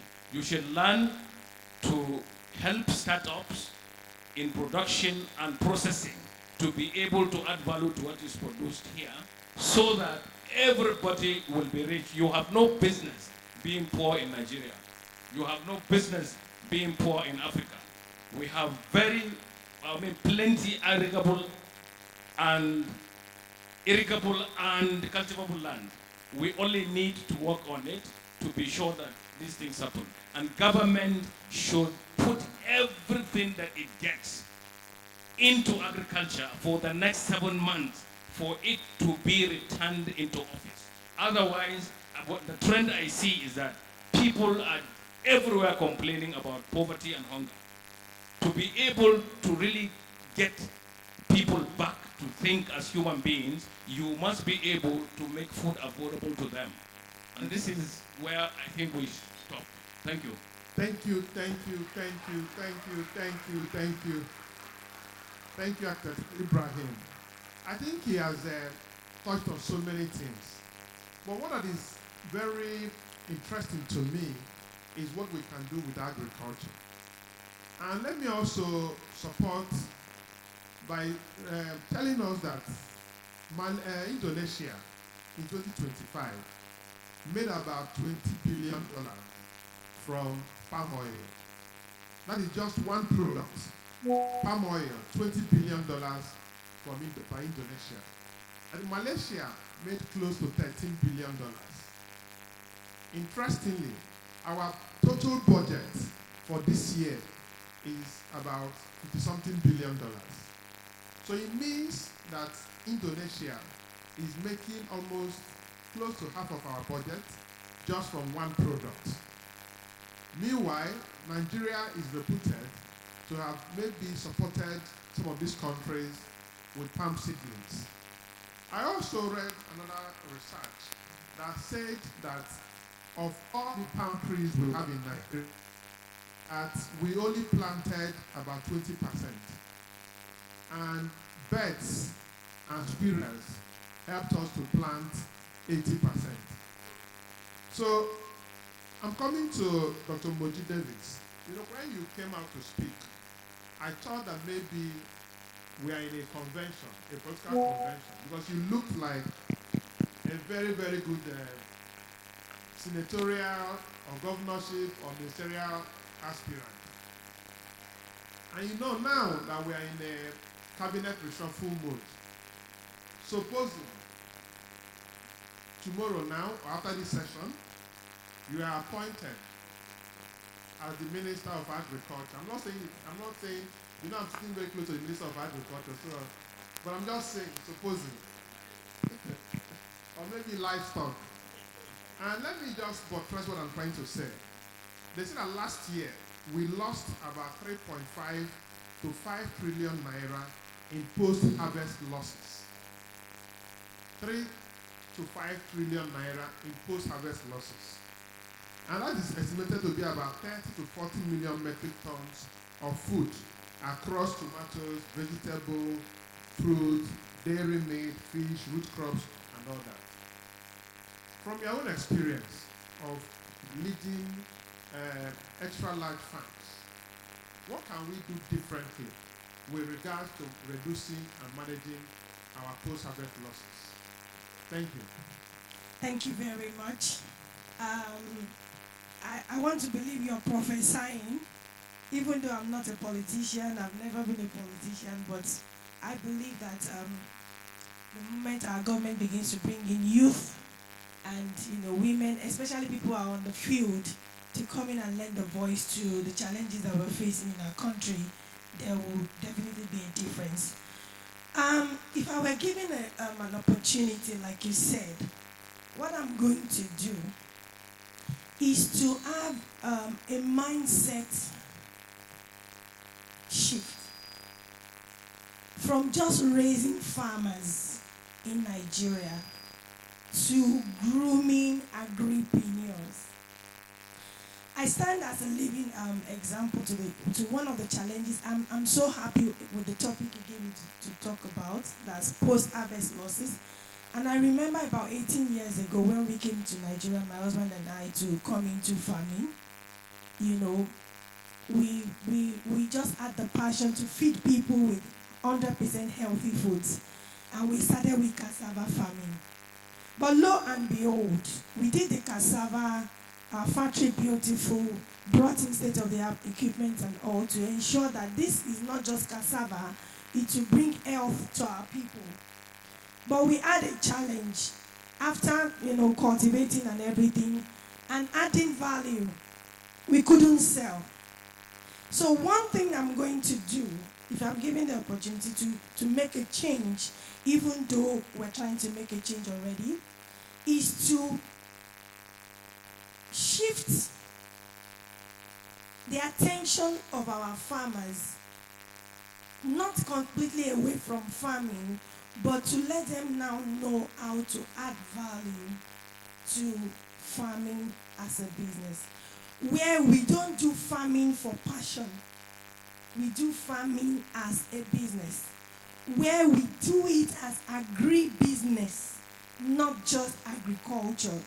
Then we can begin to address the issue of post-harvest losses, so that you don't just go to the farm without having in mind who you are producing for, how you intend to sell, which are one of the major issues that farmers are having in Nigeria. I can stand here and boldly prophesy that there is going to be a bigger food challenge by the year 2028. My presidents who are here for AFA and IFAD and all, they will understand what I'm saying. If you look at what is happening in our economy right now, food prices are dropping every day. But food inputs are on the, farm inputs and agricultural inputs are on the rise. What you are buying at a cheaper rate is putting a farmer in debt. What you are buying at a cheaper rate now is discouraging totally one farmer out there. So what happens is that if you check the graph, you see that it goes up, it comes down, it comes flat, it goes down, it goes up. It's never stable. Pricing is a challenge. Until our government begins to help us find a solution to pricing of food, farmers are already discouraged with security challenges, then when you don't have the right value for what you are producing on your farm, you will be further discouraged. This year now, look at the price of one of the very staple foods in Nigeria, Gari. The price is dropping every day. What will happen this year, as rain is about to start, is that many farmers will not go to farm for cassava. So by next year, a few of them that did late farming last year, they are the ones who will have, and the prices will still be like that. And by 2028, all of us will suffer for it because the discouragement is too much. We have to learn how to add value to what we are doing, make it an agribusiness that people can generate true wealth from. Why do you want to send me to the farm? Because I love to feed the people, and I come back poor, and I lose my family, and I lose my investments. There has to be protection of not just human lives, but also of the capital and investment, that is being, invested into the agri-businesses. That is one thing I'm going to do differently. Adding value, creating the right environment, and making it truly, truly profitable. Thank you very much. Excellent contribution. And clearly, for us to achieve that, or even get more involved in agriculture, and that they should learn or see agriculture perspective. And not even saying that, I'm sure we also know that we run an agribusiness program. Understand what she's saying? You need to come to Lagos Business School to learn more business program or how to turn agri products into business opportunities. But for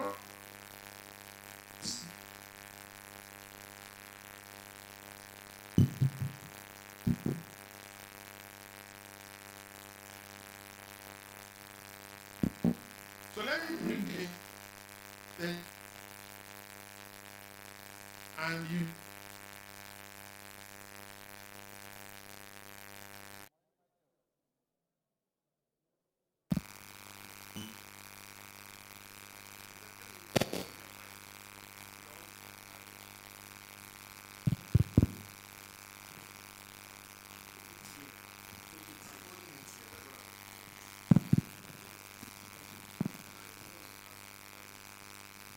So let me bring in Mrs. Dede Agwefa-Akue, who we all know is a youth, upcoming.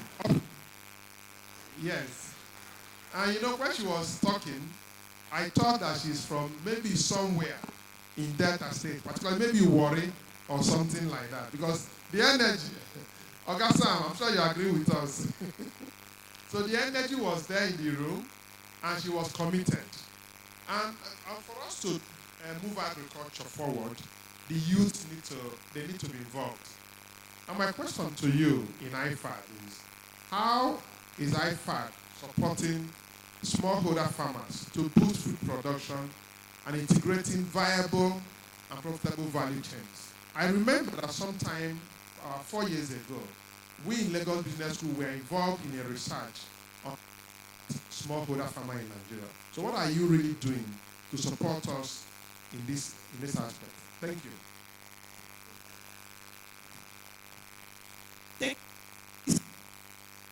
Very important question. I will respond first as IFAD, and maybe later I will tell you about my experience as youth. But because the time is limited, let me stick to IFAD. First, let me say,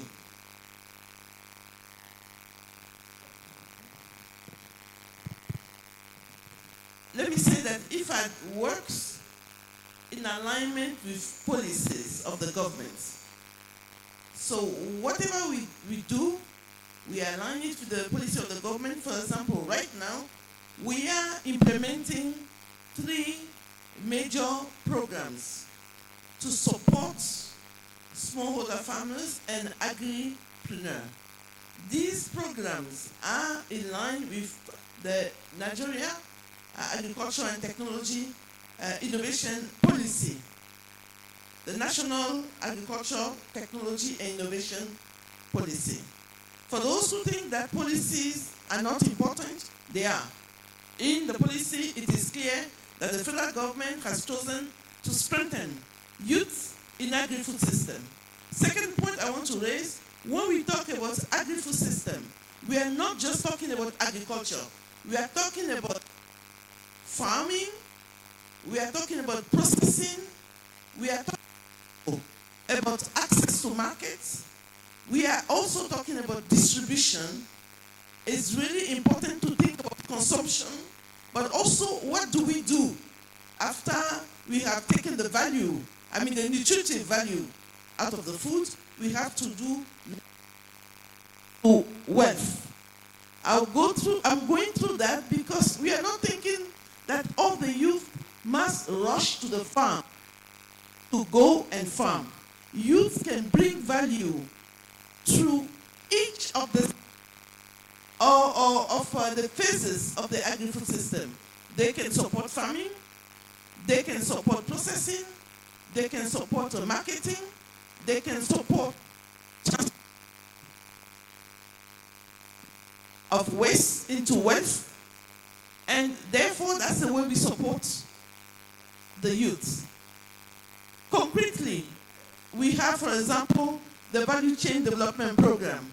This program trains the youth in producing and in processing.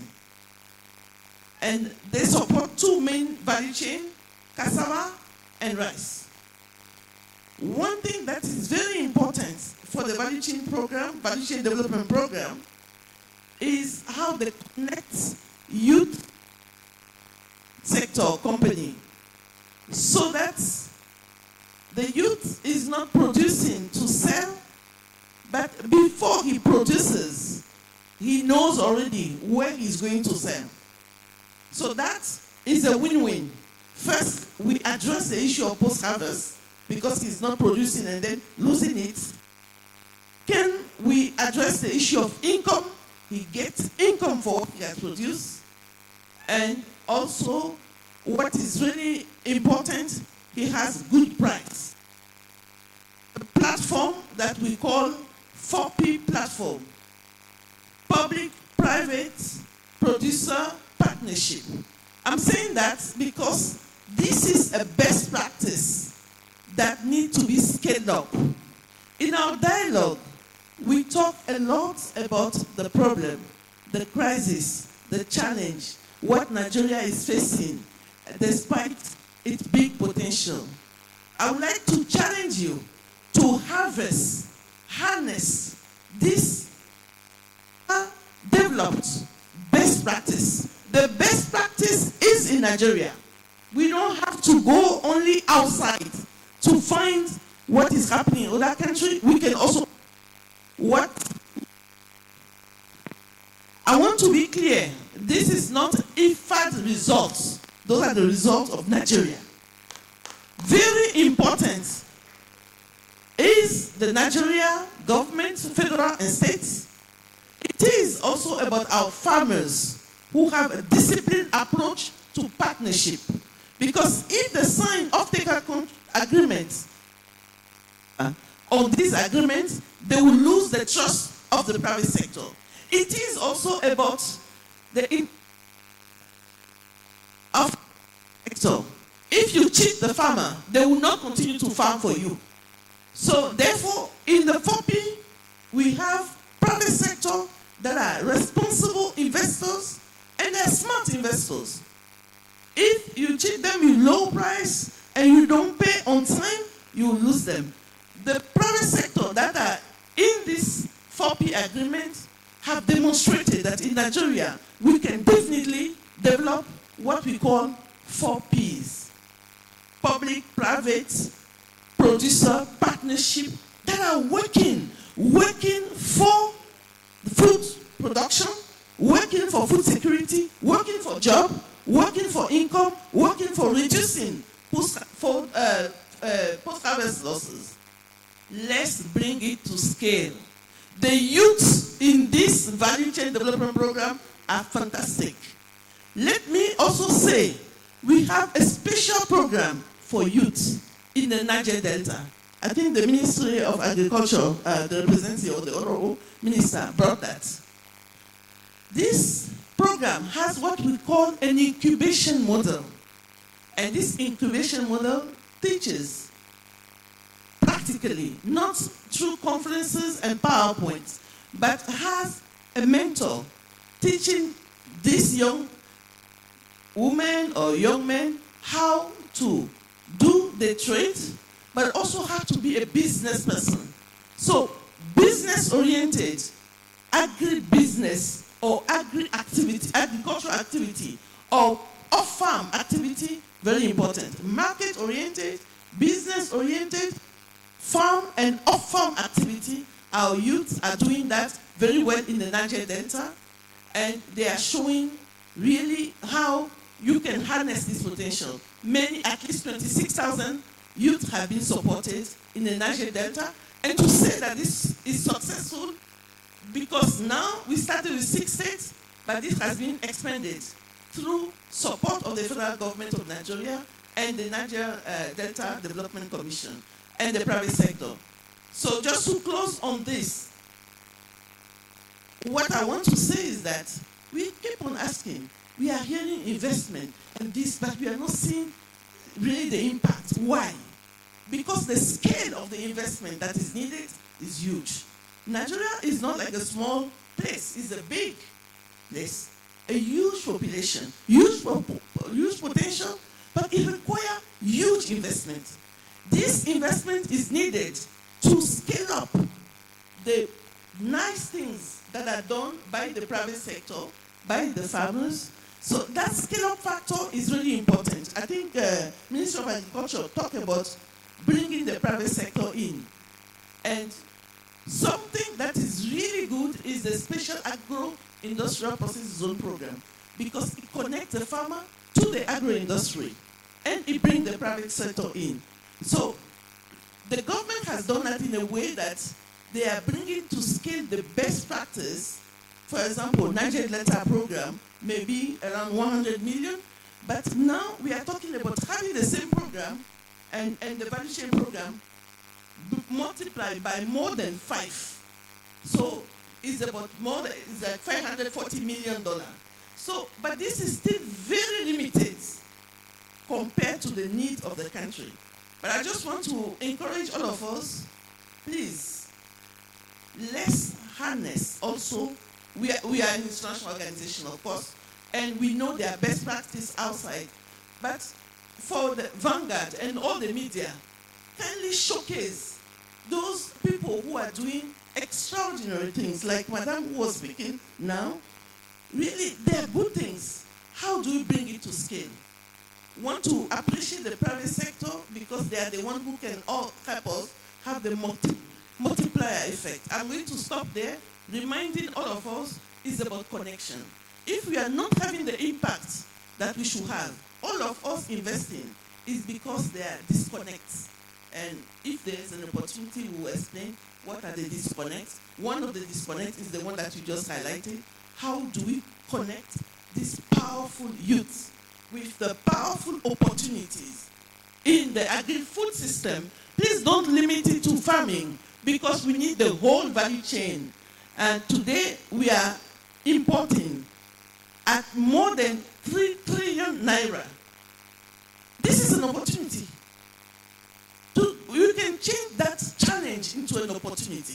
So that's really important. You highlighted post-harvest loss. You talk about between 3.5 and 5 million trillion. So we have to seize this opportunity to transform the crisis into a transformation. Really, we need to transform. Transform means we are not going to be afraid of the challenge. We are going to seize this challenge and turn them into businesses. Thank you so much for your attention.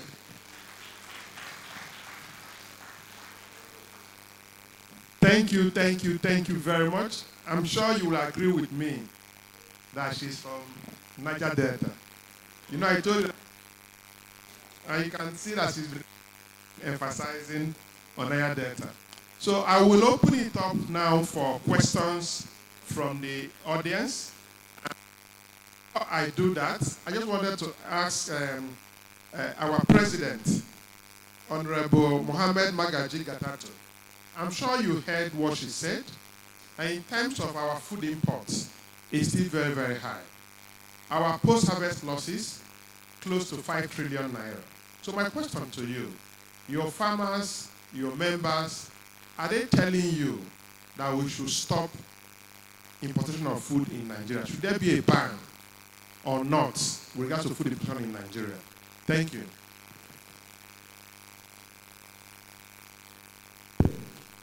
Once again, good afternoon. It is very, very unfortunate. Farmers are suffering today, as rightly said by my sister. Why? Because the importation is too high on food items. Last 2 years, when Ajita Kabir was the president of AFAN, I was the PRO then, we made discuss and call upon the government. We anticipated what is happening now. We said over the radio, we said over the media, we even told the government that we should not allow our resources to be used to assist other farmers in other countries. That's what exactly happened. The importation has killed our farmers. Today, a bag of maize about 24,000 naira, while a bag of fertilizer, 50 kg, 100 kg bag of maize is about 25,000. 50 kg of fertilizer is about 65,000. The same thing with rice. You cannot talk of cassava, especially in northern Nigeria. When you go to farm, when you say, okay, let me complete my harvest for my cassava, you get 100 kg, you sell it at the rate of 5,000 naira, while you spend about 15,000 naira to do the final touches for you to harvest. That's why number of farmers decided just to leave the cassava on their farm, just to be wasted like that, which is very, very unfortunate and is very bad to the Nigerian farmers. So for us, we have been calling upon the government to make sure that there's no import. But for now, I think what the government should do is to mop up what the farmers are having with them. Not only the federal government, the state government too can do that. Let them, that's why the Nigerian farmers always appreciate late Abaruma and Adeshina. Abaruma created LBA, that is licensed buying agent. The moment you finish your harvest, by then the moisture content of the produce about just 9-10% as required. They will just quickly go and mop it off from the farmers, not from the holders, from the farmers. By then, it was with the farmer. And that's why the farmers today are crying all over. So we are appealing to the government, number one, to mop up what is left with the farmers, both rice, cassava, maize, and what have you. Secondly, completely stop the import for now, and not for now, completely stop the import and come in and assist the blenders, the NPK blenders in Nigeria and the urea blender. These two, Indorama and Dangote, and other NPK blenders, which are they are about 80 or 90, especially the viable ones, about 50, should be assisted with either lifting of the levy or revenue, or giving them gas at subsidized price, so that the price of fertilizer should come down to about 10,000-15,000 naira highest, considering the position of farmers today. Therefore, as far as we are concerned, the import has killed our farmers, and we are calling upon the government not to do it again, and they should stop it henceforth. Thank you very much. Excellent, excellent. The reason why I say this is that last travel, I spoke to some farmers that are producing gari, and they told me that after this period that they will not do it again because they'll be making losses from what they are producing.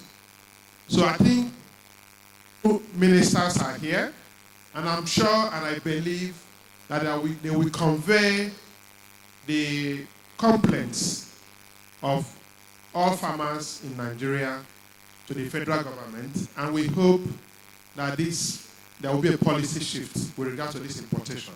So let's take one or two or three questions. So we have one here or two. Okay. Okay, so let's take two here or three here, then two here.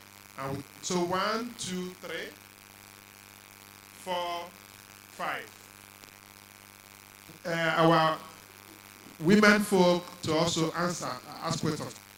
We will take another round of questions, but let's just take this first one and we answer, we'll come back, depending on time. So who has the mic?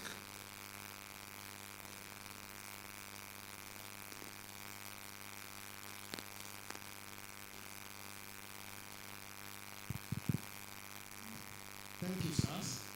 All protocols observed. Just your name, what you do, that is your question. I'm with farming equipment. My question is on this issue of pricing, which has been a very contentious issue. I know we have commodity exchanges, but I'm not sure how many of us here are aware of what they do and even where they are. My question is this: what is your take? I'm talking to all the panelists now. Your take on the introduction of marketing or commodity, but their introduction for this pricing and other things that we used to do when we are doing. Thank you. Thank you very much. Let me also please clarify. Let's make our question brief, but you can also select or pick the panel member you want to answer your question. So please go ahead. Your name, what you do, and your question, please. Thank you very much. My name is Alfonso Sina, National President of National Farm Produce Association of Nigeria. You earlier mentioned oil palm and information. My question is directly to the representative of the Honorable Minister of Agriculture and Food Security. This program is held on a day 2 days ago. Indonesia decided to stop the importation of diesel in preparation for the implementation of the B50. That is, for every diesel, they will use 50% of palm oil to replace diesel. And what that means is that many millions of tons of palm oil will go into diesel, about diesel. In February, Ghana accessed $500 million from the World Bank to fund oil palm development. Uganda has $150 million from the African Development Bank. Cote d'Ivoire has $400 million. Why I'm saying this is because we keep talking about the private sector. The private sector. It wasn't the private sector that developed oil palm in Malaysia and in Indonesia. Private sector only come in based on foundation.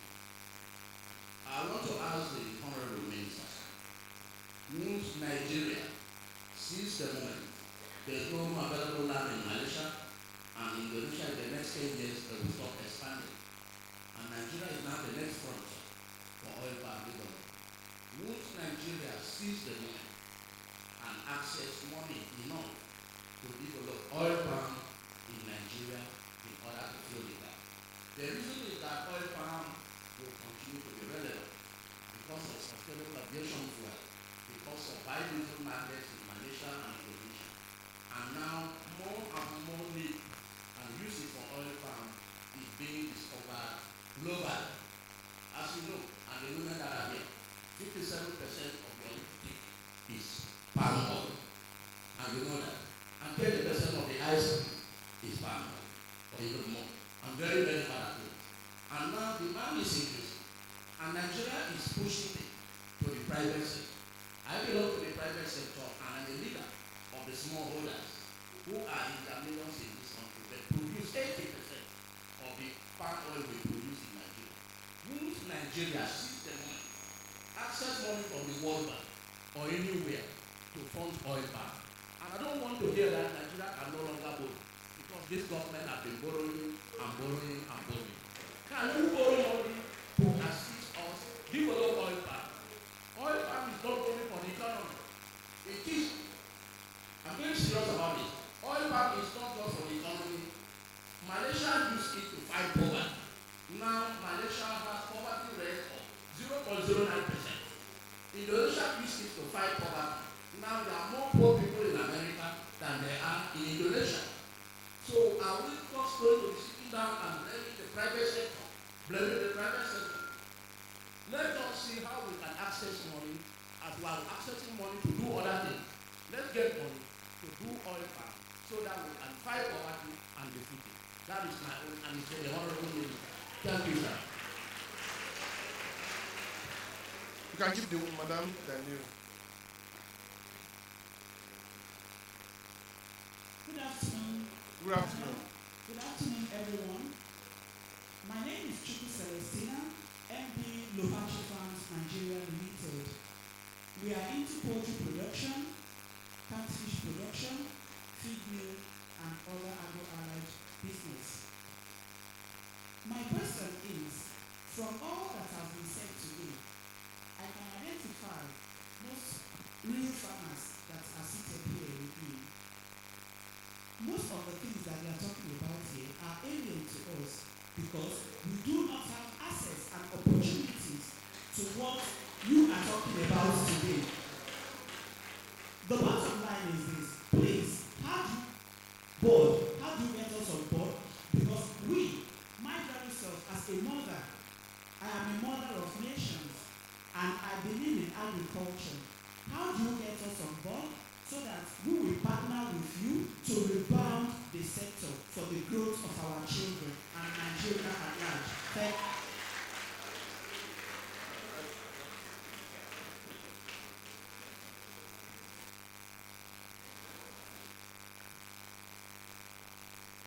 Hello. Well, my name is Dr. Benjamin Benedict Baba. It's important and it's good that we have two ministers and their other representatives sitting down here. In everything that all of us have had here or said, two things I only hear. The first thing is security. The second thing I hear is policy inconsistency. Those are the two key things. Whatever we say, agriculture, we talk about food security. Food, you have to talk about security. My request is that if the two ministers who are here go back to Abuja, there is only one thing we want them to say. Let them solve this security problem once and for all. You cannot move forward without security. You see, all these things we are all saying, cow is behaving like this, cassava is behaving like this. You can't go to the farm if you are not sure you come back alive. And let us also be very realistic. Security is not an impossible thing. Security is about intelligence. There is no village in Nigeria that people don't know those who are from that village. If a new person enters, everybody will know. What the government needs to do is to identify who are the bottleneck making insecurity in the country the way it is. There's nothing like sacred cow. Because a few people cannot hold the whole nation to ransom. It will happen. So the truth is this, we can be having so many seminars. We can be having all kinds of things. And Ministry of Agriculture will say, no, that's not our purview. Security is for defense. But security is for everybody. So I say that if there's anything we have to go home with, let us impose it on the nation or the president or whoever it is to solve this problem once and for all. And once you can solve the problem, then the whole thing will fall into place. Thank you. Can we come to this side? So Oh, sorry. Say, lady stands up. Good afternoon, everyone. Thank you. Standing on the existing protocol, I'm Dr. Ambassador Dr. Masudani Abasure from the Shepherd Institute of Logistics and Transport. Now, first and foremost, I want to thank Vanguard on behalf of my president, whom I'm representing, and for the topic they chose. When I came here and I saw it, I was just laughing, and the laughter wouldn't be the ordinary laughter you would have thought of. But so many things went into thoughts when I went through the topic. Everything that we would have said has been said. We cannot say more. But the issue of security can never be overemphasized. They spoke like my elder from Gombe who spoke. I am also from that axis of the land. How can you send farmers work for just 3 to 4 hours? What are they going to farm? What are they going to produce under 3 to 4 hours? Why? Because when going to farm, you have to gather yourselves and wait for security to take you to farm. They give you the time. If you miss the timing, it means you cannot go. Once you are at the farm, if you miss the time to come out, you're on your own. Now they have said it, we have said it in different versions. Please, let's not take the issue of security lightly. It is a very serious issue. You go to the farm, you don't come back, you go to the farm and work for only 3 to 4 hours. We are not getting anything out of it. And you expect to get produce from there in quality, in quantity, it won't work. All these things that have been said here will only come to pass when the security is put in place. Secondly, as a transport and a logistics here, no matter the product and the quantity of what you are producing wherever, without roads linking you to take these things out, you are not achieving anything. These produce will still be with you, either they rot where they are or you just abandon them. So we need the Minister of Transport to also be involved here as a synergy to succeed in the issue of food security and the economic sustainability. Then, on the part of the farmers, please, let's stop complaining. We also have our own fault. When you are producing, try to give quality to whatever produce you are producing. Whatever farm you are farming, let it have quality. You cannot go and make garri and put sand and you expect me to patronize you. I will start looking for the important one. As much as we don't want information, to encourage what is happening in the country, we also have to come up with standards. And please, that should be taken into serious consideration. Let's try to give quality and standards to whatever we are doing. Thank you. Excellent. I think. No. I think. Wait. Good afternoon. Good My name is Adeyemi Adeyemi. I'm a businessman. I did your real estate and other things. What I want to thank Vanguard for coming here for another session this year is that we are talking about food security and the two existing speakers that ask questions now. They have told us that we have to have security. What I want you to do, please, because of this topic is very, very paramount to all of us. If there is no food, we cannot even say no. Please, let the government of this administration take food security very, very essential. Number one, security should be source of the day, so that everybody can have peace of mind. Don't know what is happening to our brothers in the United States. We don't know what is happening in Nigeria. We don't know what is happening in Gombe. Let the government take the issue of security paramount. Thank you very much. Thank you very much. Let's come to this side, please, because of time. So, particularly the youths, please. Particularly the youths.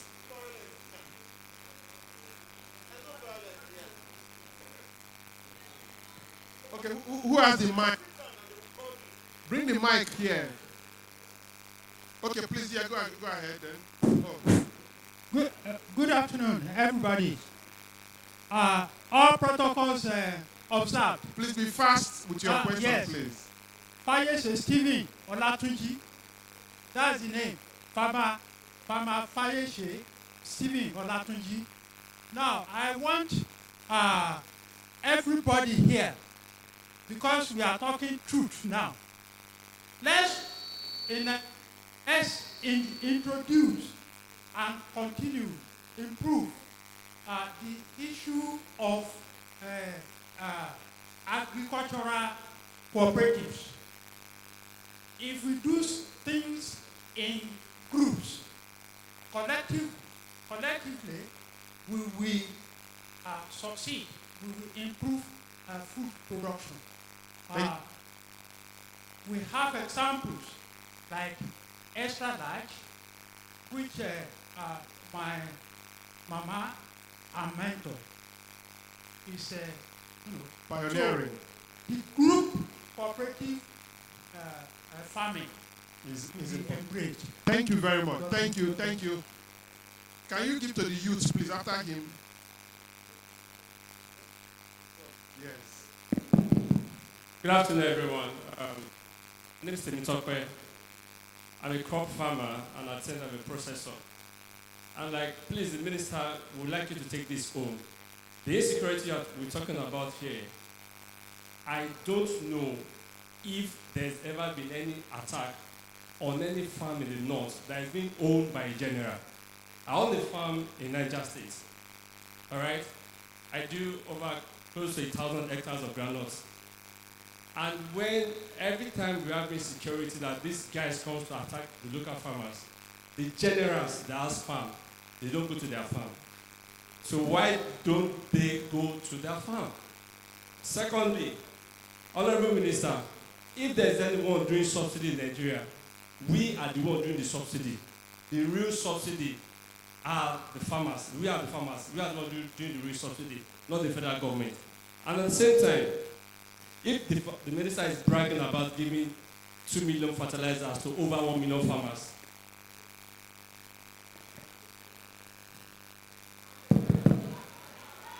if the minister is bragging that they're giving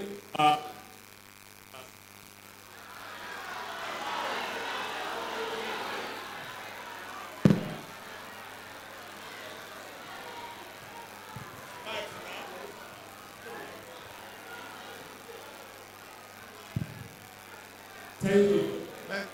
So if the minister is bragging that they're giving about 2 million fertilizers to over 1 million farmers, in my farm, I didn't see any of that. Neither are my, people in my setting. We've not seen any of that. So we don't know who and who is actually getting these fertilizers. And please, Minister, please, what we want is to make those fertilizers as cheap as possible. We don't need to rush for free. We want to buy it, but let's buy it maybe like 5,000 naira. Secondly, thanks to what Mama Extra Large said. Here's the point. I've been complaining about food insecurity since 2015, and we are getting set for bigger hunger. Believe you me, we never start. Hunger has not started. Sorry, as I speak to you, I have over 50 acres of cassava on the ground. I can't pull out. As I speak to you, why? Because I won't spend that money to bring it out. I'll be able to sell. Who's going to buy? Secondly, Minister, please rearrange the arrangement for the Chinese. The Chinese farmers, they are killing our farmers here in Nigeria. What we are doing is what they are doing. They are coming with more money that we don't have. Fish farmers at the moment are suffering. Nigerians will be in for a hard time years to come. It's not because I'm speaking out of pain. You know why? Because I've been to the 32 states of this country. I have found a couple of other states. But believe you me, what the Chinese are doing in Kano at the moment, they are taking over the farmers. Whatever the farmers are doing, they are taking them out of the farms. They are the ones doing the farms now. They are the ones selling their products. Meanwhile, they have more money than us. Now, I go to the bank to borrow money. The bank will not lend you the money. The Chinese are bringing money from their country, and they are investing in the ecospace itself. Yes, the woman, she's using cassava processing. She does tapioca, Gary, and so on and so forth. She's the one I can supply to. Why? Because she will pay the money directly. The minister, please, tell the minister what we need is the government to obtain from us directly. I have a friend in Italy. The government provide for her land. Lastly, yes, they provide for her land. What she does only, what's it called? Garbage. The government provides the land, the seeds, the fertilizer, the input, and they still obtain from her. All she needs to do is just to monitor. Minister, please tell the minister he should obtain from us.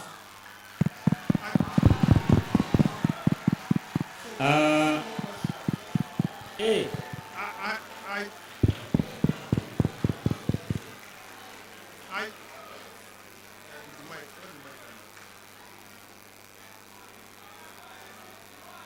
Let's two more questions.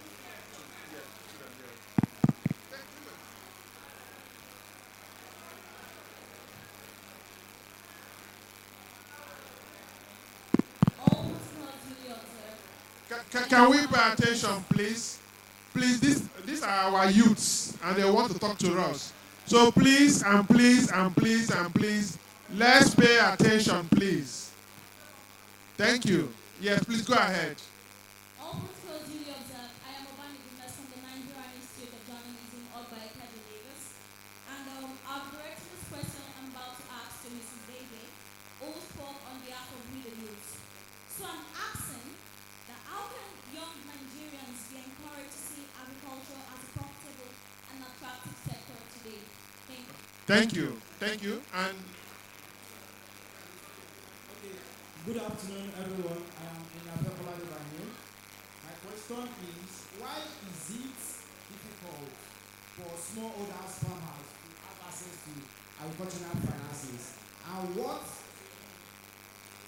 Good afternoon, all the protocol duly observed. Adima Toluwatosi is my name, and I'm directing this question to Ms. Dr. Moji Davis.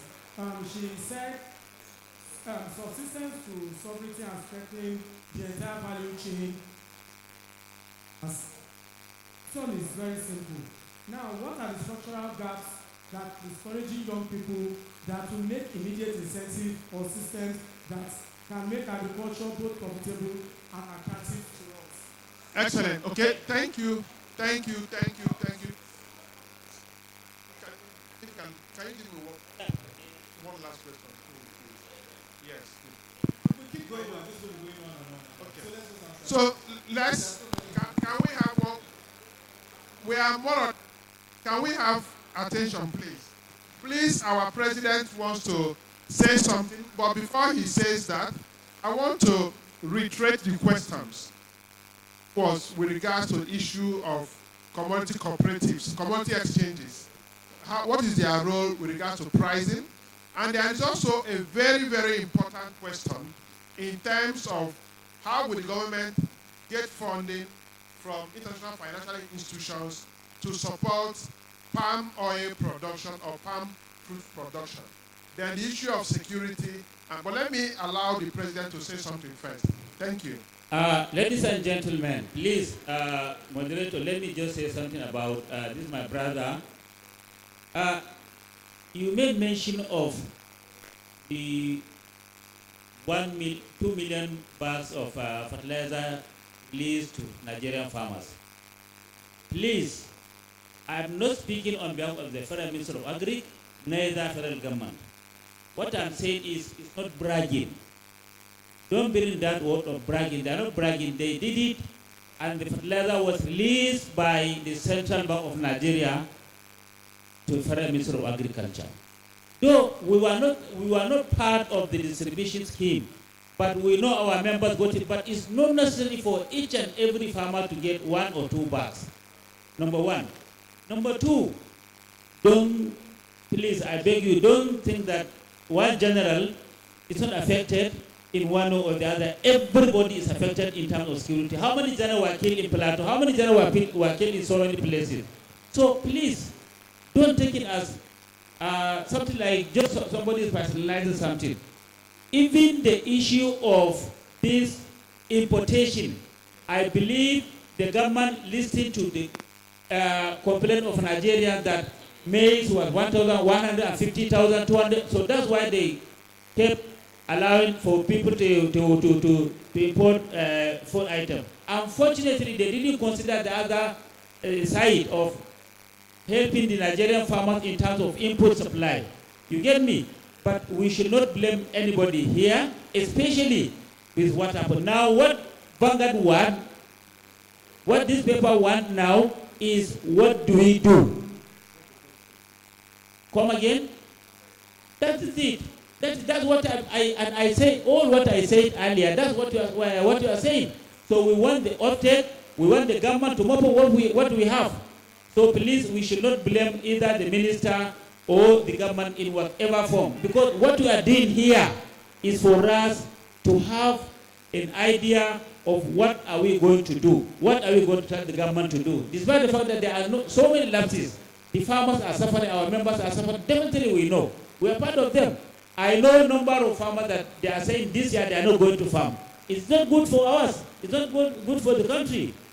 So please, that is it for now. Thank you very much. Excellent. Thank you very much, our president. I think, can we all have your attention, please? I think it's clear. Most of the comments or questions have more or less been answered. I think the main two ones remaining is regards to the issue of palm oil production, which the Minister of Agriculture to maybe explain or answer to expand palm tree production in Nigeria. Honorable Minister, please.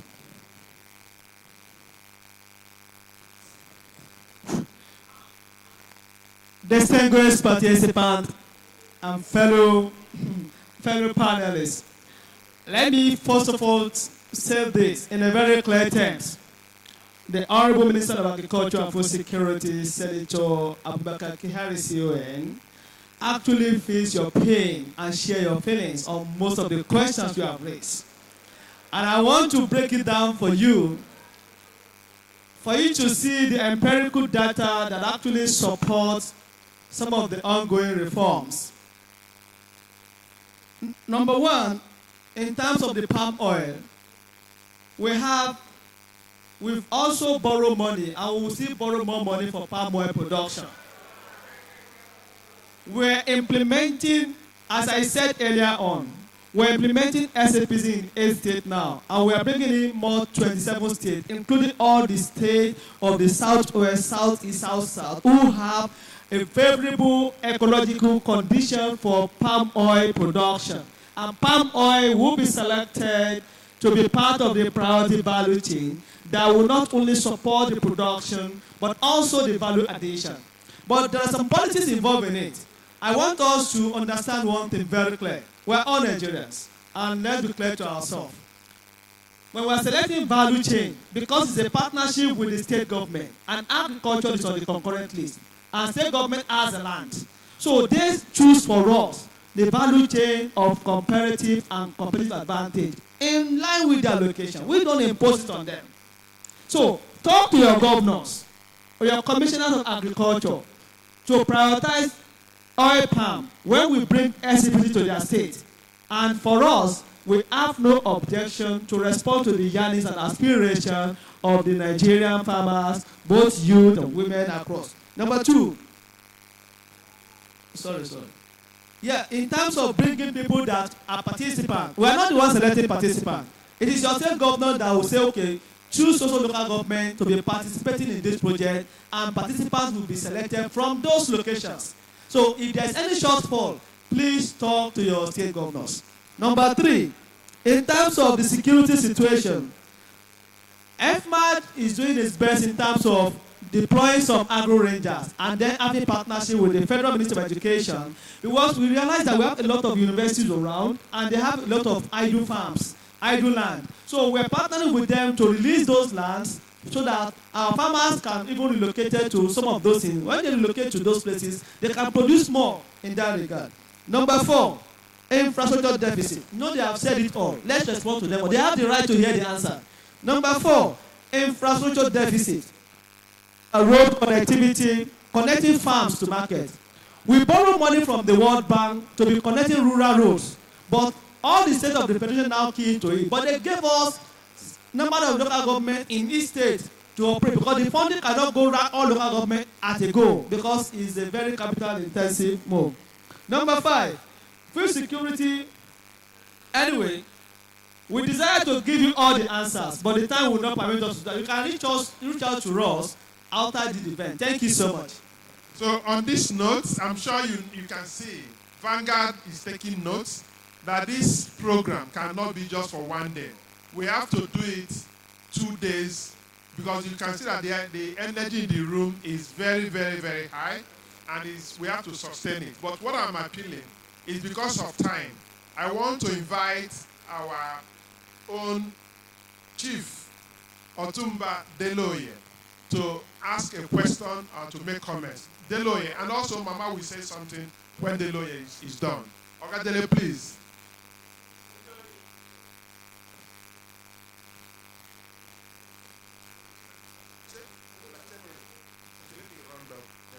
Okay, so I think he will be making a kind of closing remarks, but because of time, as I said before, the energy in the room is very high.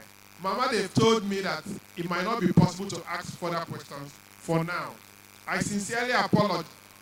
I just sincerely apologize because of the time.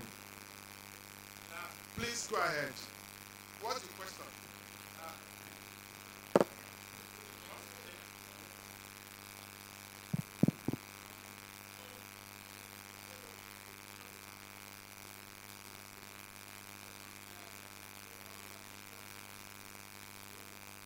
Okay. Before Ogadele comes in, let me more or less thank all the panel members. Prof, we sincerely thank you. Our president, we sincerely thank you, Gatado. Our Naya Delta youth, Madam, we thank you. Our Honorable Minister for Agriculture, we thank you. Actor Ibrahim, we thank you. And our future minister, we thank you. Dr. Mojide, thank you and thank you. And our founder, we also thank you. So let's hear from our own Otumba Dele Oye. Thank you.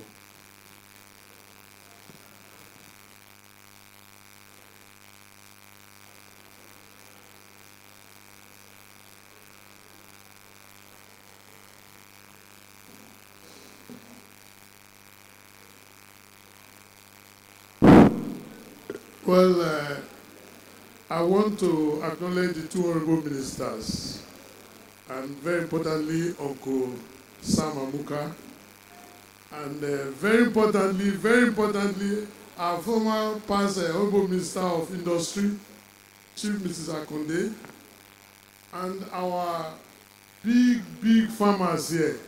You are our greatest asset. Even if the government does not remember you, we know you. And we thank you for your service to the country. Then very importantly, our women and our youths. I don't want to say Bosa because I don't want to fall while shouting that. But on a lighter note, I've had a very close relationship with Vanguard. And I was lucky enough, about 2 years ago, I was the keynote speaker and also chairman for last year. And today, a special guest of the publisher. I felt it would be unfair if I come here.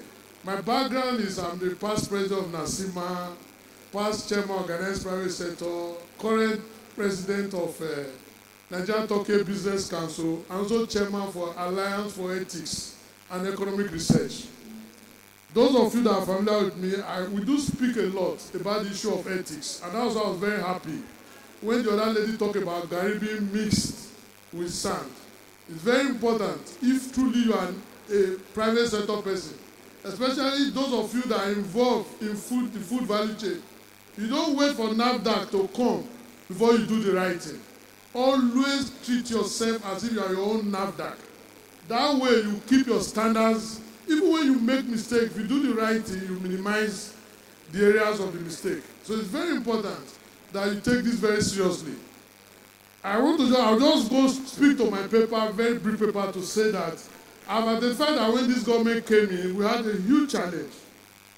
That was almost about 4 years ago, huge challenge. We were virtually using all our income to pay interest loan and even pay salary. So there was nothing left. So based on that, this government did what they call the structural reforms. That is where our problem started. When there was removal of fuel subsidy and also, very importantly, the floating of the naira. These two events sent several of us into poverty. As of today now, they say we are 53% into poverty, and that's about 130 million Nigerians. The only consolation which I have in that is that since we are more than them, in 2037, we know we will not vote for someone that will send more of us into poverty. So we have to find a way for let them know. And also I'm very happy when our president president of the Farmer Association, the NABC, said between the next 7 months, help us so that we can stabilize the farming industry. So I've taken the pains to mention the paper I will share with you on what the government did and how it has impacted. And fortunately, we have stabilized the macroeconomic landscape. But however, despite the praising from the World Bank and the IMF that we are doing well, we are growing, they even project over 4% growth this year. The poverty index is growing higher. Do you know the reason? Because we are running what they call a rent-seeking economy. An economy where the banks are declaring profits. Instead of funding the farmers, funding the industry, they are buying government treasury bonds at 20 to 23%. So what has happened is an economy that is rigged against all of us. That's why we have poverty that's growing. Then again, even the industries that are growing the economy, they don't employ a lot of people like the farm would do. So what it means that few people are employed, they are growing in their sectors, but we don't have the impact. This has been the major problem we have in Nigeria. Then we also have the paradox of the issue of the major poverty expansion and all that how it affects us. Rent-seeking economic banks have mentioned that now. They will go to the issue of fundamental error of government trying to be private sector. This is our biggest problem in Nigeria.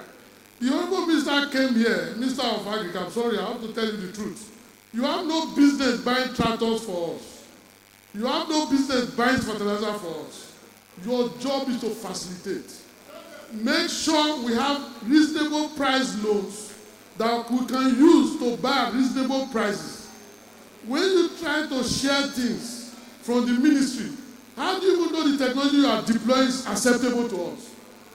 It's like a civilian buying a gun for the army. They won't use it. This is the problem. And you've seen the two biggest stakeholders sitting beside you, and they say they don't know what you are doing. That itself is the highest indictment. I'm not trying to play to the gallery, but our government has had a full feedback today that for the farming sectors, all you are doing, you are speaking English. Fela say our government now Oyibo. This is what you are doing. The impact is not there. That's why you are growing the poverty index. You promised to fund Bank of Agric. You raised the share capital for 1.5 trillion. As of today, 1 kobo has not entered that bank. Then how do you expect to grow the economy? The money you used to buy those tractors is actually 10,000 you went to buy to be supplied over a period of time. If you put that money, call industry, call the people that are within the industry here, and tell them, I give you 5 years, generate tractors for us. It will grow the industry in Nigeria. So please, we need private sector input, whatever you are doing. So then, we all know the failed history of government being involved in business. Ajabuta Steel, I put there, they have blown $8 billion. They have not produced one steel ingot.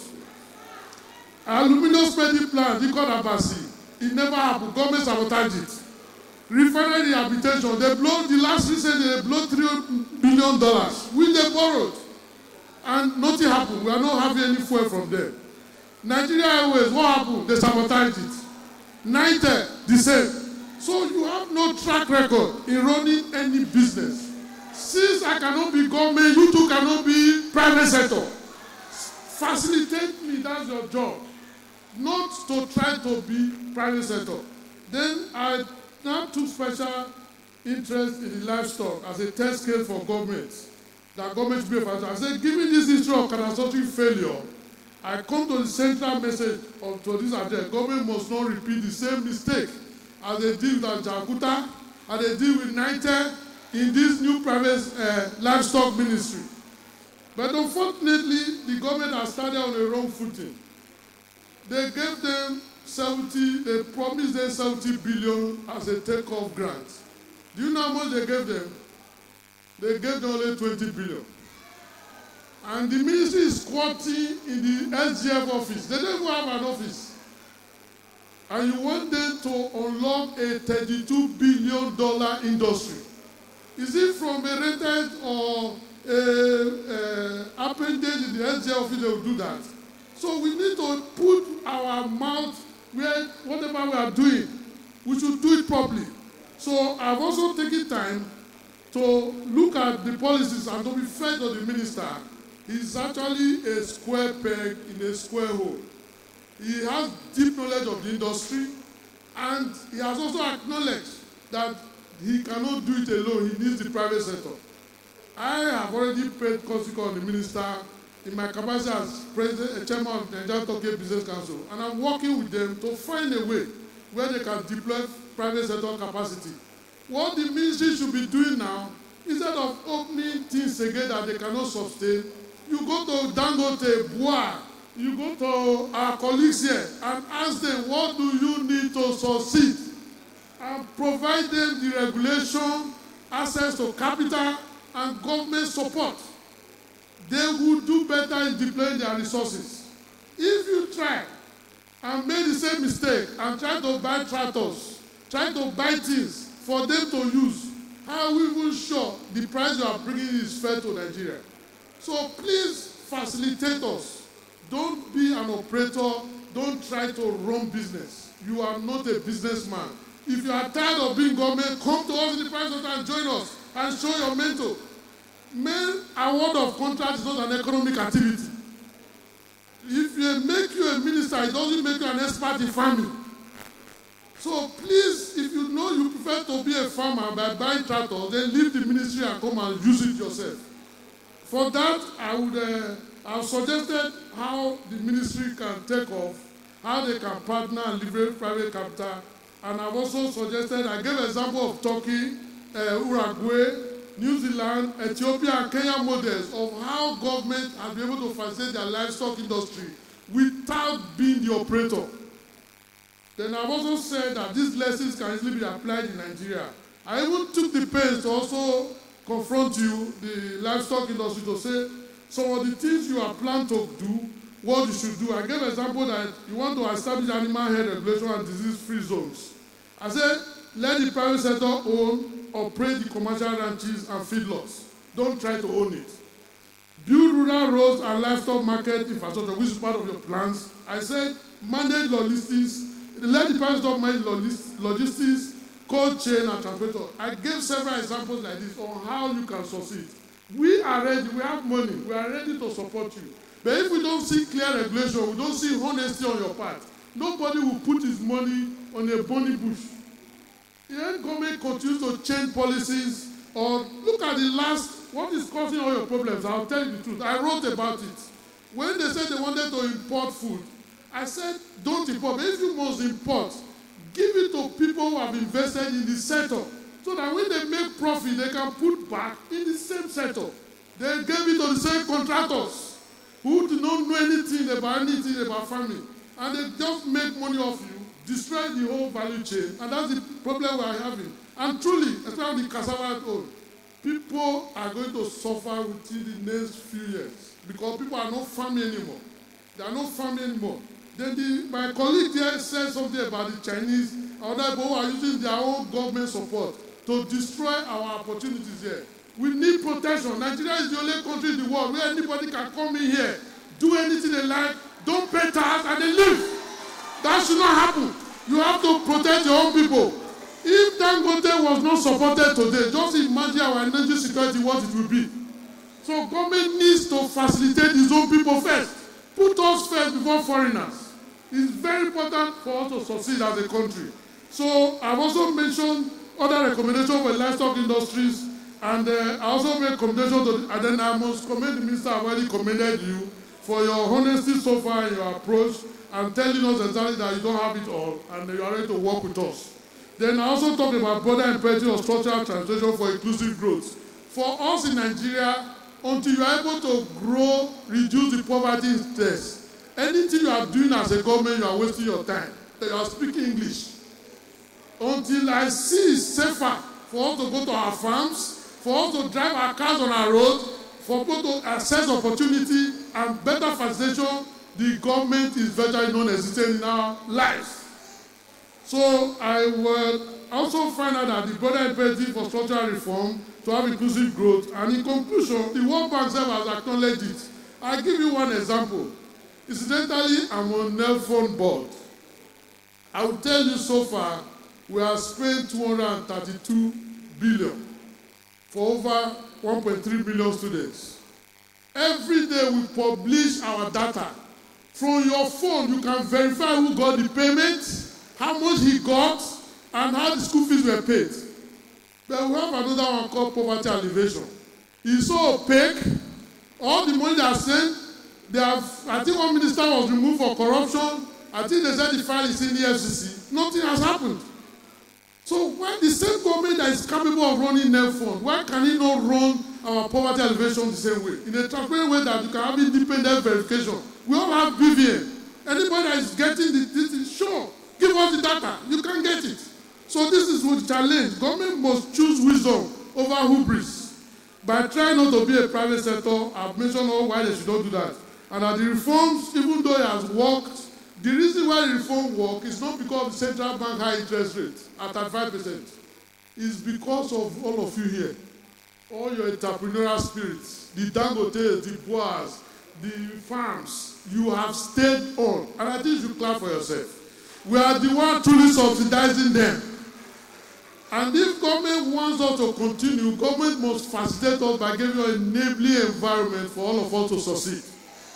And we at Alliance, we are ready to work with any government agency, and we already have a partnership with Vanguard to make sure that we can translate this seminar into realistic outcomes. I'm within the ministry to have input. So what I say in a nutshell,